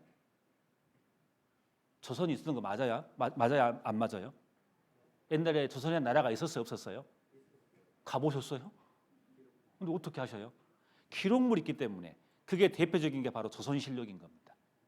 실록이라 해가지고 사관들이 왕이 하는 이야기들 다 옆에 적었습니다. 태조실록, 세종실록, 중종실록, 이게 다 남아있는 겁니다. 이게 실제로. 그래서 이런 것이 있었기 때문에 과거로 돌아갈 수는 없지만은 과거에 이런 조선시대가 있었다는 것을 우리가 인정하고 그걸 믿는 거예요. 실은 기록물인 겁니다. 이게. 자, 그리고 조선시대 이전에는 뭐가 있었습니까? 고려시대입니다. 왕건에 의해서 고려가 928년도에 세워졌습니다. 이거 어떻게 합니까? 고려사라고 있습니다. 고려실록이 있는데 실록은 임진왜란 때 불타고 없어졌습니다. 근데 고려사라고 있는데 이 고려사는 조선시대 때 고려의 역사를 모아가지고 만든 책입니다. 실은. 실록은 없습니다. 그래도 이것을 역사로 인정해 줍니다. 기록물이 있기 때문에. 여러분 무태란 도시 아십니까? 무태. 이 지역에 아세요? 가보셨어요? 무태? 아셔요? 저보다 모르신가? 왕건이 그 이름을 세웠다며요. 맞아요? 어떻게 아세요 그걸? 진짜 맞아요? 신순겸이 여기 왔다 갔다며요. 그 무덤이 여기 있다며요. 신순겸이 왕건을 구했다며요. 그거 믿으세요? 보셨냐고요 그게? 그건 다 믿고 있잖아요. 그 역사로. 왜 그래요? 기록물이가 있을 거예요 아마. 근데 실은요 기록물이 많이 없습니다. 실은 있을 것 같죠. 여러분 이순신 장군께서 거북선을 진짜 만든 거 믿으세요? 아 진짜 믿냐고요? 믿어야지 한국 사람인데. 증거 있어요 없어요? 거북선 하나도 없습니다. 근데 왜 믿어요 여러분들이? 난중일기 그 기록물이 있어요. 그 기록물 때문에 역사를 인정해 주는 거 실은 그렇습니다. 역사는 기록물이에요. 그 기록물이 증거가 뒷받침하면 더 강력한 역사가 되는 거예요. 고려 이후에 신라가 있었습니다. 이거 시대가 우리는 역사 쪽에 배웠어요. 그게 왜 배웠냐면은 고려시대 충렬왕 때 이런이라는 사람이 삼국유사를 썼거든요. 신라 역사는요 고려시대에 와서 기록한 거예요. 실은 충렬왕 때 김부식이라는 사람이 삼국 사기를 기록해서 거기에 과거 역사를 집도해석해서 만들어 놓은 거라니까요. 신라 시대 때 기록한 기록물이 아니에요. 실은요 그게. 근데 고려시대에 기록한 그 기록물도 신라의 역사를 인정해 주는 거예요. 기록물이 있기 때문에. 실은 증거물들이 얼마 없습니다. 그런데 그 역사를 인정해 주는 거예요. 기록물 때문에 그러는 거예요. 신라 이전에는 고조선이 있었습니다. 삼국유사에 고조선이 있다 하니까 믿는 거예요. 우리가요. 당군이 진짜 있었을까요? 증거 별로 없습니다. 기록물이 있기 때문에 우리가 믿는 겁니다. 중요한 것은 기록물입니다. 기록물. 자, 과거도 그렇습니다. 그럼 미래 가봅시다. 미래는 더 힘들어요. 정말 미래는 예측하기 힘듭니다. 자, 과거로 가는데 고조선 시대가 있는데 자, 그 이전도 역사가 있을 거 아니에요. 그죠? 그럼 그 이전의 역사는 있어요, 없어요? 있어요, 없어요? 없어요, 역사가. 기록물이 없기 때문에. 그래서 만든 게 뭐예요? 우리가 곰인 거예요. 곰에서 왔다고 해버린 거예요. 이게. 근데 이거 믿는 사람 있어요, 없어요? 믿는 사람 없습니다. 아, 그냥 곰에서 왔겠지 그러는 거예요. 당군신화라고 해요, 당군신화. 자, 그러면은 여기 봐봅시다. 저란 사람이 이름이 박진환입니다.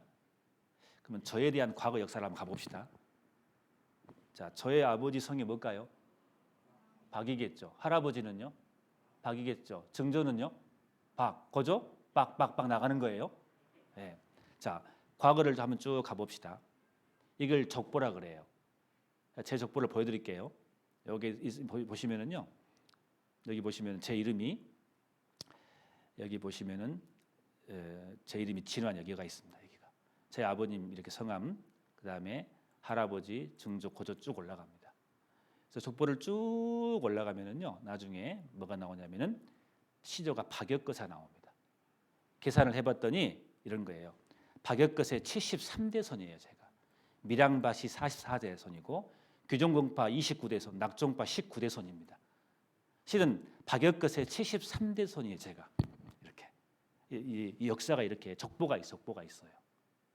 참 신기하더라고. 처음에 봤을 때 제가 어렸을 때 보니까. 그래서 이제 아버지에게 물어봤어요. 족보가 쭉 있잖아요. 우리 할아버지가 누군지 쭉 있잖아요.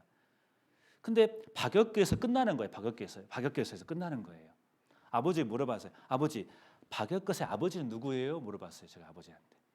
아버지가 뭐라고 합니까? 숙제했냐? 모르시는 거예요. 저 귀찮게 하지 마라 그 말입니다. 몰라요. 그 제가 찾아봤다니까요. 박역것의 이후에는 뭐였을까? 점점점 가니까는 분명히 박역것세가 시조인데 그 이후에도 분명히 할아버지가 있었을 거 아니겠습니까? 찾아보니까 제가 놀라운 걸 발견했습니다. 웃지 마세요. 미리 말씀드립니다. 뭐예요? 아니더라니까요. 깜짝 놀랐어요. 나정이란 우물이 있는데 큰 백마가 절을 하고 올라가요. 근데 그냥 올라가는 게 아니라 알을 하나 놔두고 합니다. 거기서 나온 게 박역거설이에요. 이걸 믿어요, 안 믿어요? 우리끼리 이야기입니다. 다른 나라 가서 이런 말 하면 안 됩니다. 여기 박씨 많으시죠? 다 알입니다, 우리. 여기 김씨 많으시죠? 김씨 한번 손 들어보세요. 김씨 마찬가지입니다. 웃지 마세요. 다 김알지, 다 알입니다. 웬만하면 다 알입니다. 이렇게. 왜 이렇게 기록하냐 이 말이에요. 모르니까. 뿌리는 있긴 있어야 돼요. 기록물이 없어요. 알 수 있는 길이 없는 거예요. 모르니까 그냥 신화처럼 돼버린 거예요. 그 당시에는 나르는 새들이 굉장히 신성시 여겼던 거예요. 그래서 아래서 왔다고 그냥 만들어낸 신화입니다. 그게 믿을 수 없어요. 기록물이 없어요, 실은요.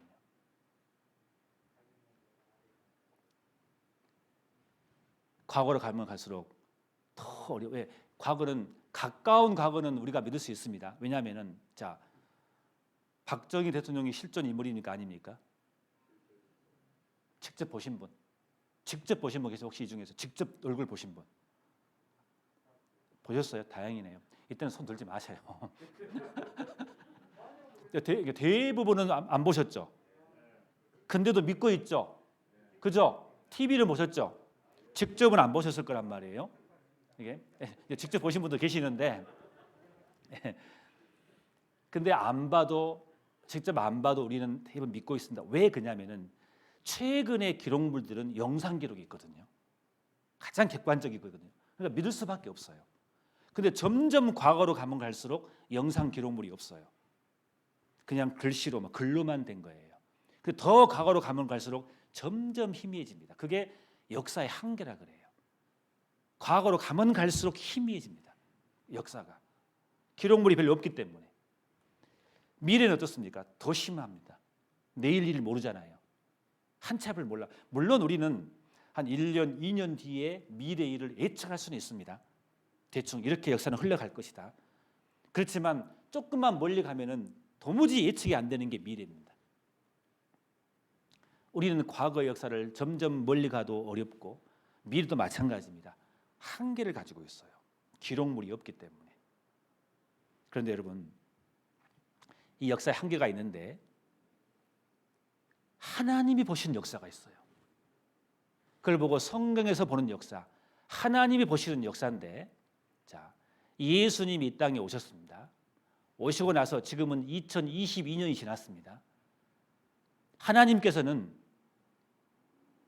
우리에게 BC 1500년에서 AD 100년 사이에 우리에게 성경이라는 걸 주셨어요.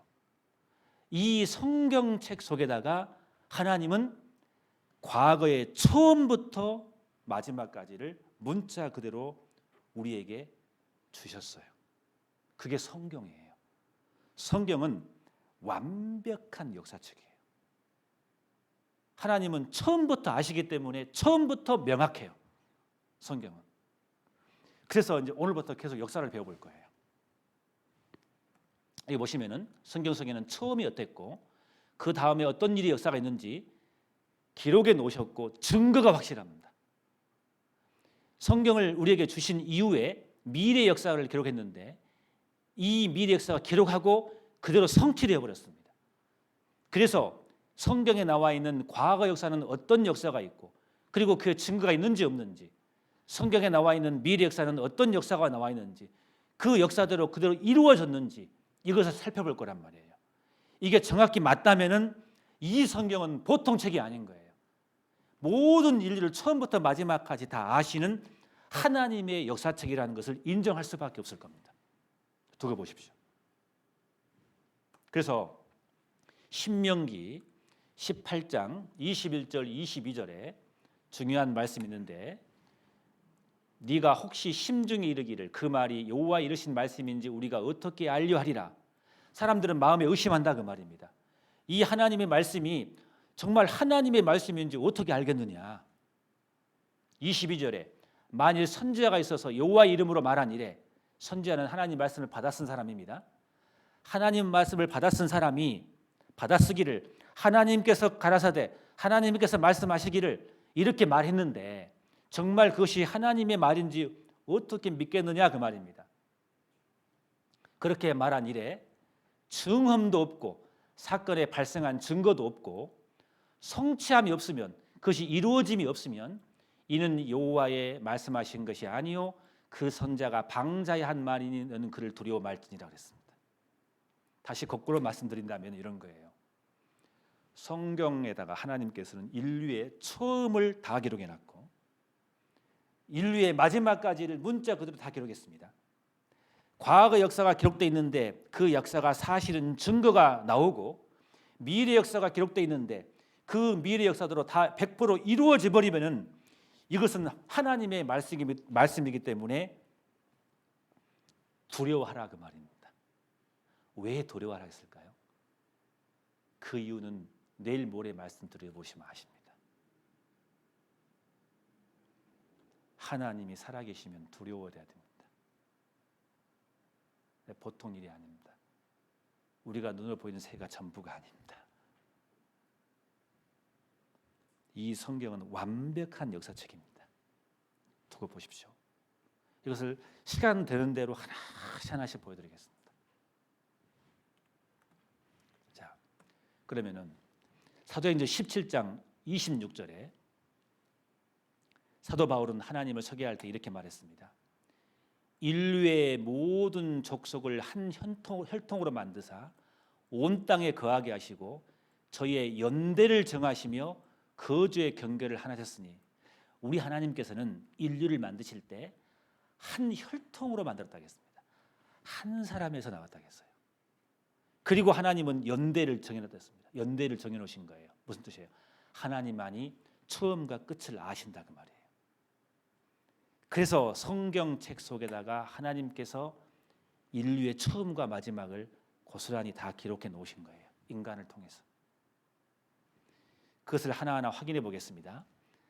처음에 봤더니 창세기 1장 27절에 하나님이 자기 형상 곧 하나님의 형상대로 사람을 창조하시되 남자와 여자를 창조하시고, 창세기 3장 20절에 아담이 그 아내를 하와라 이름하였으니 그는 모든 산자의 어미가 됨이라. 고린도전서 15장 45절에 기록된 바 첫사람 아담은 산령이 되었다. 자, 첫사람 아담이라고 했습니다. 하나님께서 인류를 만드셨는데 처음에 알이 아니고 곰이 아니라 처음부터 사람이었다 말합니다. 사람이 사람을 낳는 겁니다. 그렇잖아요. 아무리 과거로 흘러가도 박역거사가 나오고 그 위를 흘러가도 누군지는 모르지만 틀림없는 것은 사람이어야 돼요. 그렇잖아요. 처음 사람이 있는데 그 사람이 아담이라고 나옵니다. 그리고 그 아내가 하와라고 성경은 말하고 있습니다. 창세기에 인류의 시작을 우리에게 알리고 있습니다. 자, 그런데 이 영상 한번 봐보겠습니다. 하나님이 천지를 창조하시고 가라사대 우리의 형상대로 사람이 되라 하셨다. 성서에서는 그를 아담이라 했고 우리 모두의 조상이라고 했다. 그래서 유전학적 아담을 찾아보기로 했다. DNA에 들어있는 작은 단서가 지구상에 살고 있는 모든 남자들과 인류의 공통조상인 한 남자를 연결하고 있다. 그래서 과학적, 유전학적으로 증명된 아담을 찾아보기로 했다. 지구상에 존재하는 모든 인간에게 DNA를 제공한 최초의 인류. 북극의 이누이족, 아마존의 아메리카 인디언, 사막의 유목민과 월스트리트의 사업가가 정말 같은 핏줄일까? 내셔널 지오그래픽 소속의 유전학자 스펜서 웰즈가 아담을 찾는 작업을 지휘하기로 했다. 한편 파테섬의 그 남자에게서 나온 Y 염색체는 마지막 단서를 제공하고 있었다. 이 Y 염색체를 전 세계에서 채취한 수천 명의 염색체와 비교했다. 그 결과 엄청난 사실을 발견했다. 모든 Y 염색체에 존재하고 있으며 현재 전 세계 모든 남자들에게 있는 변종을 찾아낸 것이다. 우리가 찾고 있던 공통의 변종이었다. 우리는 DNA 추적을 통해 나무의 뿌리에 도달할 수 있었다. 모든 가지가 한 남자, 한 Y 염색체와 연결돼 있었다. 한 사람에서 왔다고 이제 과학자들이 증거하고 있습니다. 한 사람에서 온 거예요. 이게 맞는 거예요. 자, 그래서 그 아담과 하와가 살았던 동네가 창세기 2장 8절에 나옵니다. 여호와 하나님이 동방에 에덴의 동산을 창설하시고 그 지으신 사람을 거기 두시고, 그 아담과 하와가 살았던 그 동네가 에덴 동산이라고 창세기 2장 8절에 기록하고 있습니다.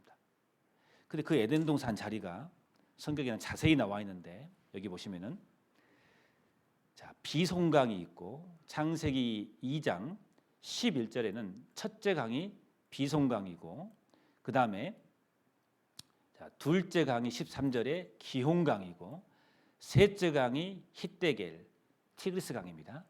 넷째 강이 유프라데라고 나와 있습니다.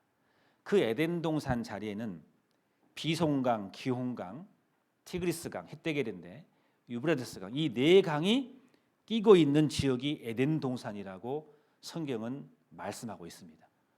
하나님이 처음 하나님이 인간을 만드시고 그 인간들이 살았던 그 동네를 창세기에는 정확히 설명하고 있습니다. 이게 바로 에덴 동산, 인류가 처음 살았던 동네입니다.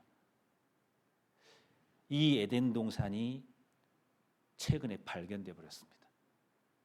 여기 보시면은 비송강, 기온강, 히데겔, 유프라데강, 이 네 강이 있는데 이게 에덴 동산인데, 여기 보시면은 이 자리가 지금 에덴 동산 자리라고 말합니다. 지금 이라크, 사우디아라비아, 이란 이 동네 중동 지역입니다. 여기가 에덴 동산이라 하는 이유가 뭐냐면은, 자 보시면은 이 강이 나오는데, 여기 보시면은 여기 보면은 이렇게가 유프라데스 강입니다. 이게 티그리스 강입니다. 지금 셋째 강과 넷째 강의 강은 있는데 창세기에 말하는 비송강과 기홍강은 없어요. 이것 때문에 성경에 대한 신뢰성을 많은 사람들이 의심했습니다. 왜 성경에는 네 강이 있는데 왜 지금 현존에는 두 강밖에 없냐고. 많은 사람들이 성경의 신뢰성을 의심했는데 최근에 와서 그 두 강, 잃어버린 두 강을 발견해 버렸습니다. 지하에 있습니다. 많은 흔적이 발견됐습니다. 최근에 그걸 봐보겠습니다. 자, 낙조술술한 에덴 동산 옛자리 했는데, 에덴 동산은 지금의 페르시아만에 있다. 기적의 무드는 정말로 존재하였다. 신문이 나옵니다. 에덴 동산의 강 발견했다라고 나옵니다. 네.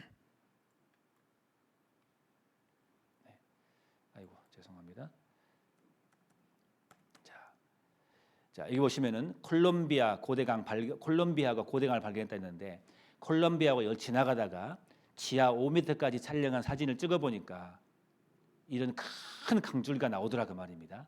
이제 점점 이제 밝혀지기 시작했습니다. 이 지역에 가보면 벽화가 있는데, 지금은 사막인데 옛날에는 굉장히 무성한 지역이었다는 것을 반증하는 그런 벽화들이 계속해서 발견되고 있습니다. 옛날에는 큰 강도 있었다는 것을 알 수 있는 그 배 사람들이 수렵을 하고 있는 그 모습들입니다. 에스겔 31장 18절을 보시면은 이런 말씀이 있습니다. 너희 영화와 광대함이 에덴 모든 나무 중에 어떤 것 같은고 그러나 네가 에덴 나무와 함께 지하에 내려간다. 네 에덴 동산이 한번 일부가 지하로 내려간 일이 한 번 있었던 거예요. 그때 그 두 강도 땅 속으로 내려가 버린 겁니다. 그래서 지금 지상에는 두 강이 안 보이지만 과학자들에 의해서 그 두 강이 이제 발견돼 버렸습니다. 그런 많은 증거들이 나오는데 그 대표적인 게 바로 이겁니다. 에덴 동산에 이런 많은 동식물들이 한꺼번에 지하 내려가면은 생성되는 게 바로 석유랍니다. 그래서 현재 에덴 동산 그 자리, 사우디아라비아, 이란, 이라크 자리, 이게 초록색이 바로 다 뭐냐면 석유가 나오는 지역입니다. 빨간색은 가스가 나오는 지역이고, 여기에 지구의 매장량에 많은 석유들이 여기 매장되어 있습니다. 여기 보시면은 자 보세요. 사우디아라비아, 이라크, 아랍에미레이트, 쿠웨이트, 이란인데 1위부터 5위까지입니다. 전 세계 석유 매장량 1위부터 6위까지가 지금 에덴 동산 그 자리입니다. 지금은 사막인데 석유가 가장 많이 나옵니다. 왜? 옛날에는 무성한 곳이었는데 지하로 내려갔기 때문에 석유가 많이 나올 수밖에 없는 거예요. 앞뒤가 맞지 않습니까? 옛날에는 무성한 지역이었다는 것을 반증해주고 있는 겁니다. 그래서 이 지역에서 전 세계적으로 석유를 수출하는 겁니다. 자, 이 사람 보세요. 이게 자린스 교수인데 고고학자입니다. 저명한 고고학자입니다. 얼마나 유명한 사람이냐면요, 이 사람이 이 자린스 교수가 누군지를 제가 위키드 그 백과사전을 찾아봤습니다. 인터넷에서 찾아봤더니 여기 보시면은 1945년도 태어난 독일 계통 사람입니다. 이 사람은 중동 지역을 특별히 연구하는 미국의 미시리주 주립대 교수입니다. 이 사람이. 근데 고고학자입니다. 이 사람이. 세상 이분이 고고학적으로 굉장한 저명한 사람입니다. 얼마나 유명한 사람이 이 사람이냐면요. 자료를 보니까 이 사람이 자 사우디아라비아, 이집트, 오멘 이런 나라들 현재 지금 중동 지역 에덴 동산 네 자리입니다. 이 지역을 특별히 필드에서 그러니까 집에서 방에서만 공부하는 게 아니라 야외에서 실제로 경험한 그런 경험이 많은 고고학자입니다. 유명한 사람입니다. 사람이 1992년대에 우바르란 도시를 발견해 가지고 그 유명한 뉴욕 타임즈라든가 그다음에 디스커버리즈라든가 뉴스위크라든가 이런 모든 유명한 신문들이 있는데 이 신문에 헤드라인에 등장할 정도로 이 사람이 고고학 분야에서는 저명한 학자입니다. 이 사람이 발표하기를 이 내용을 발표한 거예요. 에덴 동산 자리를. 이 사람이 말하기를 기온강과 비송강의 흔적을 발견해 버린 거예요. 이 사람이요. 그래서 발표를 한 거예요. 잃어버린 두 강을 발견해 버린 거예요. 많은 사람들은 이 두 강이 현존함 이 땅에 없기 때문에 이 성경은 거짓말이라고 말하는데 이 고고학자가 이 저명한 고고학자가 조사해 보니까 기혼강과 비송강의 흔적을 발견해 버린 겁니다. 해가지고 이 사람이 발표를 한 겁니다. 자, 발표를 한 내용을 한번 봐보겠습니다.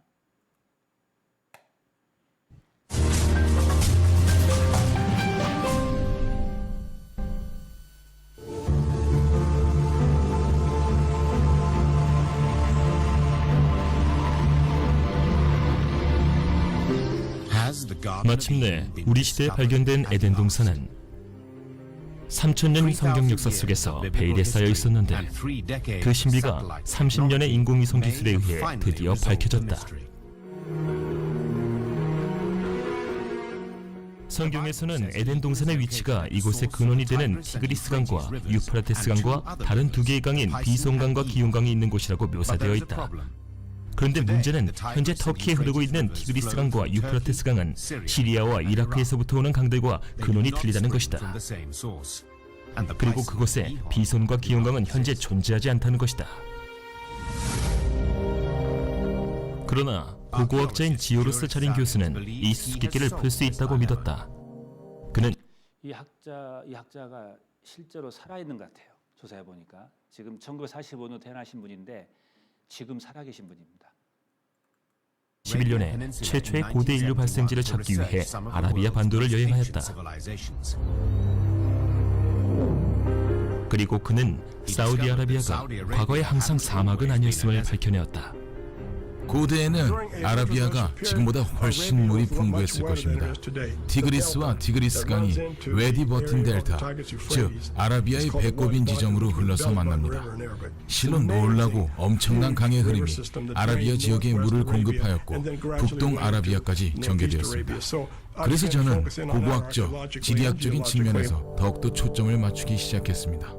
연구 과정에서 자린 교수는 인공위성에서 찍은 사진을 토대로 땅의 지형을 밝혀내게 되었다. 이것은 놀라운 발견이었다. 이 사진을 통해 화석화된 두 개의 강을 발견할 수 있었다. 지금은 말라버린 강들이다. 그것은 현재 사우디아라비아와 이란에 위치하고 있다. 이 강들이 과연 성경에 나오는 비선과 기용강의 흔적인가? 성경에는 네 개의 강들은 한 근원에서 만난다고 묘사되어 있다. 자린 교수는 지하에서 티그리스와 유프라테스 강이 페르시아만을 향해 흘러서 서로 만난다고 믿는다. 현재 이들의 강들은 같이 만나고 있지는 않지만 과거에 해수면이 아주 낮았을 때에는 서로 만났을 것이라고 한다. 네 개의 강들이 모두 흘렀을 때의 상황은 6, 7천 년 전에는 창세기에 묘사된 것처럼 물고기와 자원과 물이 풍부했을 것입니다. 그래서 처음에는 페르시아만의 시작점이 에덴 동산에 위치했던 곳이고 하나가 네 개의 강으로 나눠졌다고 말할 수 있습니다. 자린 교수팀은 계속해서 아담과 이브와 에덴 동산에 무슨 일이 있었는지 밝혀내었다. BC 6000년경의 해수면은 지금보다 적어도 150m 정도는 낮았다는 것이다. 그리고 페르시아만은 해수면보다 높은 하나의 계곡이었다. 네 개의 강들은 강 쪽으로 흘러서 마침내 하나의 강과 만나게 되는데 이 지점이 비옥한 땅, 바로 성경에 나오는 에덴 동산이라고 말할 수 있다.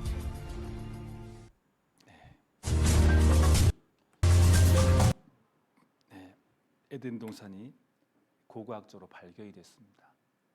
성경에 정확히 기록물이 있고 증거가 확실한 겁니다. 처음의 역사, 에덴 동산에서 아담과 하와가 인류의 조상이라는 것을 우리는 얼마든지 믿을 수가 있습니다. 하나님께서 인류의 첫 사람을 만드실 때 이렇게 만드신 거예요. 여호와 하나님이 흙으로 사람을 지으시고 생기를 그 코에 불어넣으시니 사람이 생명이 된지라. 영혼을 불어넣었다 그 말입니다. 창세기 3장 19절에 네가 얼굴에 땀을 흘려야 식물을 먹고 필경은 흙으로 돌아가니니 그 속에서 네가 취함을 입었음이라. 너는 흙이니 흙으로 돌아간다 했어요. 하나님께서 인간을 만드셨는데 인간이 에덴 동산에 죄를 지었습니다. 이 부분에 대해서는 나중에 5일째 말씀을 드릴 건데요. 인간이 하나님께 잘못을 했기 때문에 그 죄 때문에 인간에게 죽음이라는 것이 온 거예요. 하나님은 영원하신 분입니다. 영원하신 분이 인간을 사랑하신다면서 기껏해야 70년, 80년밖에 못 살게 만들었다면 그 하나님은 정말 째째한 하나님이실 거예요. 저는 그 하나님 믿고 싶지 않습니다. 우리 하나님은 영원하신 분이기 때문에 인간을 사랑하기 때문에 인간에게 주시기 원하는 것은 영원한 생명인 거예요. 에덴 동산에서 하나님은 원래 영원한 생명을 우리에게 주셨어요. 그런데 인간의 죄 때문에 그 영원한 생명을 잃어버린 거예요. 그 저주로 바로 사람이 이제는 땀을 흘려야 되고 노력해야 되고 식물을 그래서 먹을 수 있는 거고 그 이후로 나중에 하나님은 이제 인간에게 죽음이라는 걸 허락해 버린 거예요. 너는 흙이니 흙으로 돌아간다는 겁니다. 그래서 에덴 동산에서 잃어버린 영원한 생명을 우리 하나님은 우리에게 다시 회복시켜 주시기를 원하셔요. 우리 주님은. 그래서 하나님께서 예수 그리스도를 계획하신 거예요. 그래서 그분으로 말미암아 우리에게 영원한 생명을 주시기를 원하시는 거예요. 그래서 이번 집회를 하는 겁니다. 실은. 나중에 들어보시면 이 말이 무슨 뜻인지를 아실 거예요. 그런데 에덴 동산에서 인간은 영원한 생명을 잃어버렸습니다. 그 죽음이라는 가장 큰 저주가 우리에게 와버린 거예요. 여러분, 죽음이라는 것은 가장 무서운 겁니다. 우리는 언젠가는 죽어야 돼요. 가장 공포스러운 겁니다. 그것은 인간의 죄 때문이라고 성경은 우리에게 지적하고 있습니다. 그래서 인간은 언젠가는 죽습니다. 그런데 흙에서 몸을 만들었기 때문에 죽을 때 이 몸은 흙으로 돌아간다고 성경은 우리에게 말씀하고 있습니다. 근데 이게 과학적으로도 다 증거를 다 할 수 있습니다. 여기 보시면은 인간의 몸이 있는데 인간의 몸에 성분을 이렇게 조사해 봤더니 산소, 탄소, 산소, 질소, 뭐 칼슘, 마그네슘, 나트륨 이런 원소들이 사람 몸에 차지하고 있습니다. 근데 이것을 놀랍게도 보시면은요. 여기 보시면은 흙의 성분과 인체의 성분을 비교했더니 똑같아요. 비율이 똑같아요. 비율이. 신기하죠. 흙의 성분과 사람의 인체 성분이 똑같습니다. 놀라운 사실이 발견됐습니다. 그 사람이 죽으면 뭐가 돼요? 육체가 흙에서 왔기 때문에 흙이 되는 거예요. 그래서 흙의 생명과 그 신비 관계라는 책이 있는데 여기 보시면은요. 이 흙 봐보세요.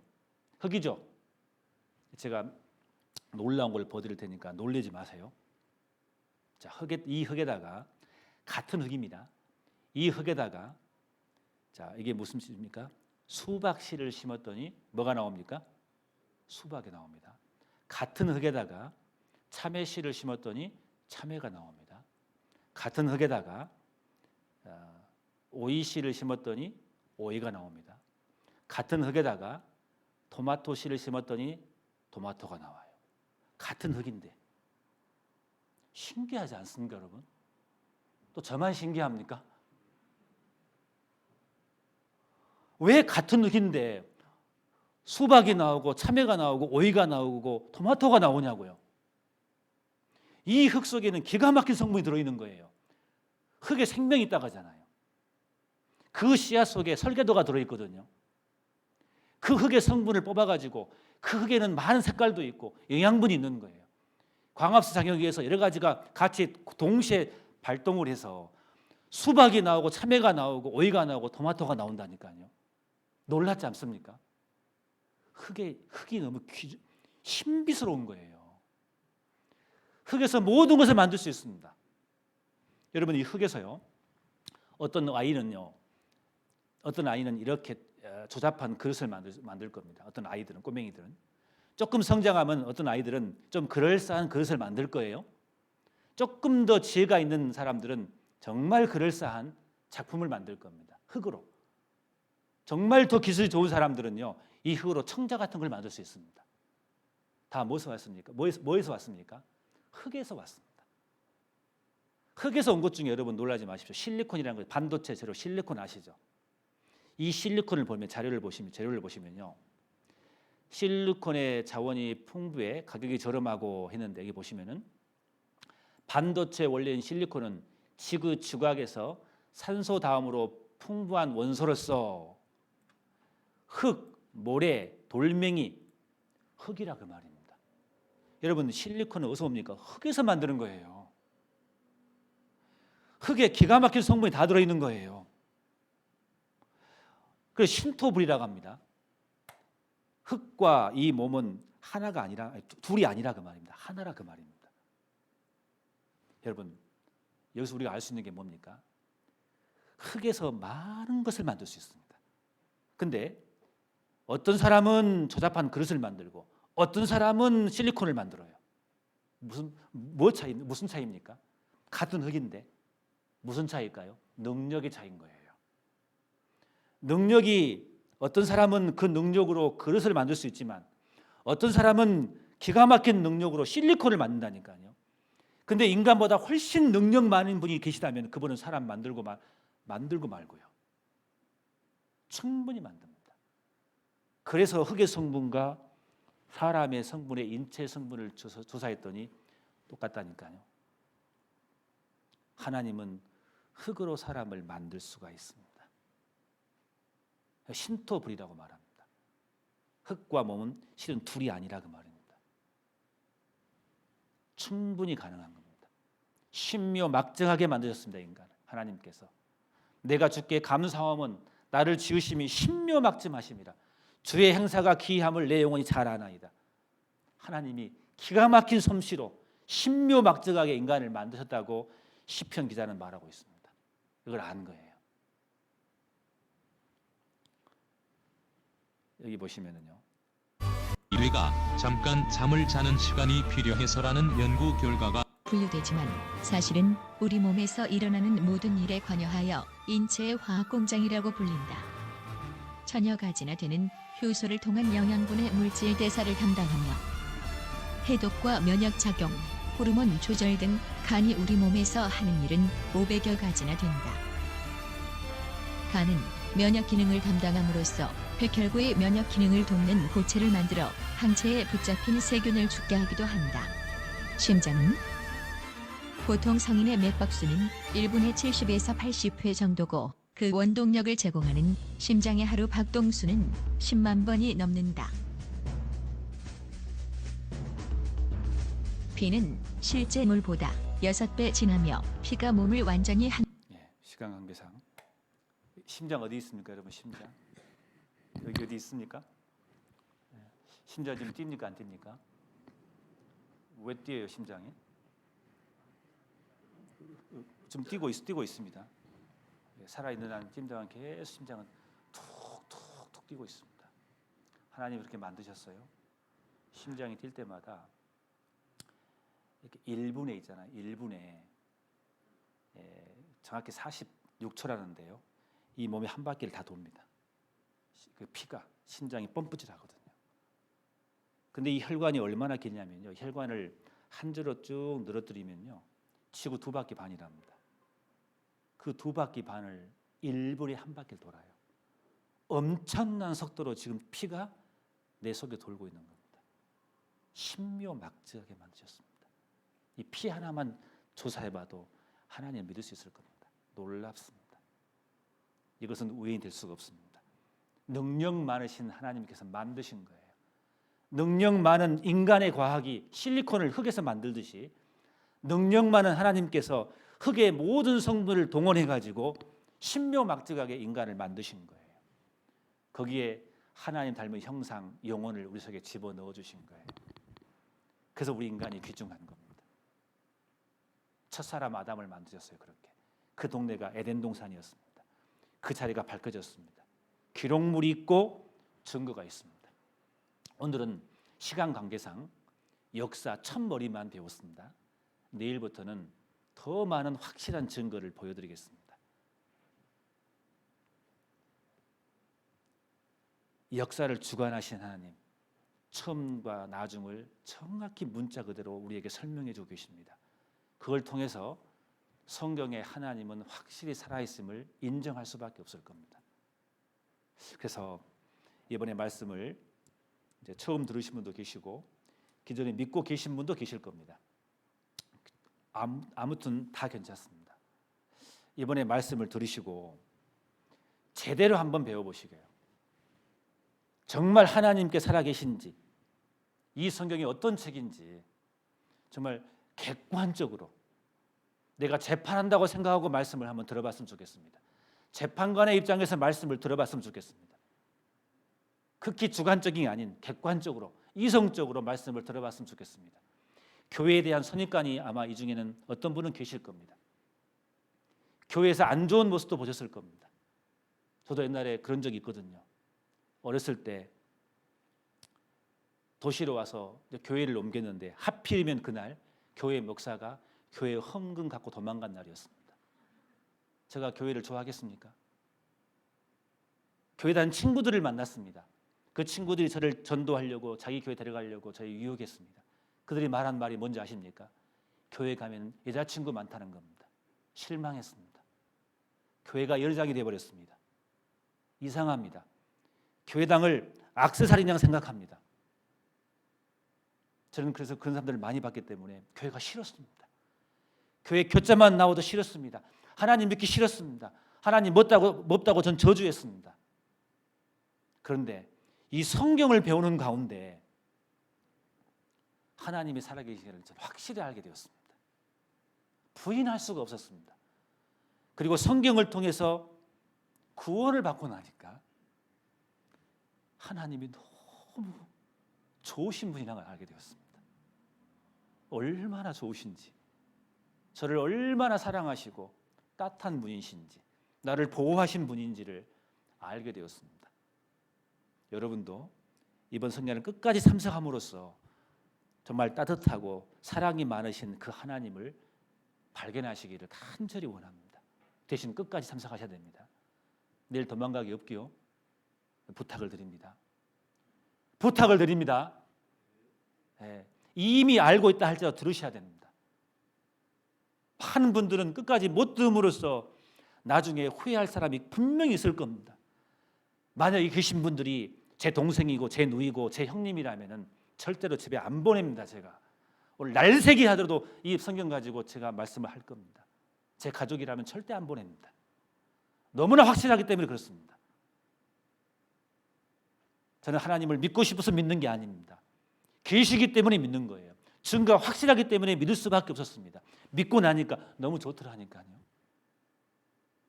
그래서 사람의 말로 듣지 마시고 정말 객관적인 마음으로 끝까지 확인한다는 마음으로 끝까지 말씀을 꼭 들어봤으면 좋겠습니다.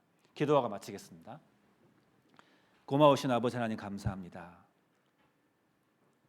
오늘 성경 말씀을 통해서 또 하나님의 살아계심과 성경의 사실임을 알 수 있게 되었습니다. 하나님, 또 계속 이어지는 말씀을 들을 수 있도록 시간과 마음을 허락해 주시옵소서. 그래서 하나님 말씀을 통해서 하나님의 살아계심을 알고 그의 보내신 자 예수 그리스도를 통해서 그 사랑을 받을 수 있도록 하나님 은혜 베풀어 주시옵소서. 주님께만 의탁을 드립니다. 예수님의 이름으로 기도드렸습니다. 아멘. 수고하셨습니다.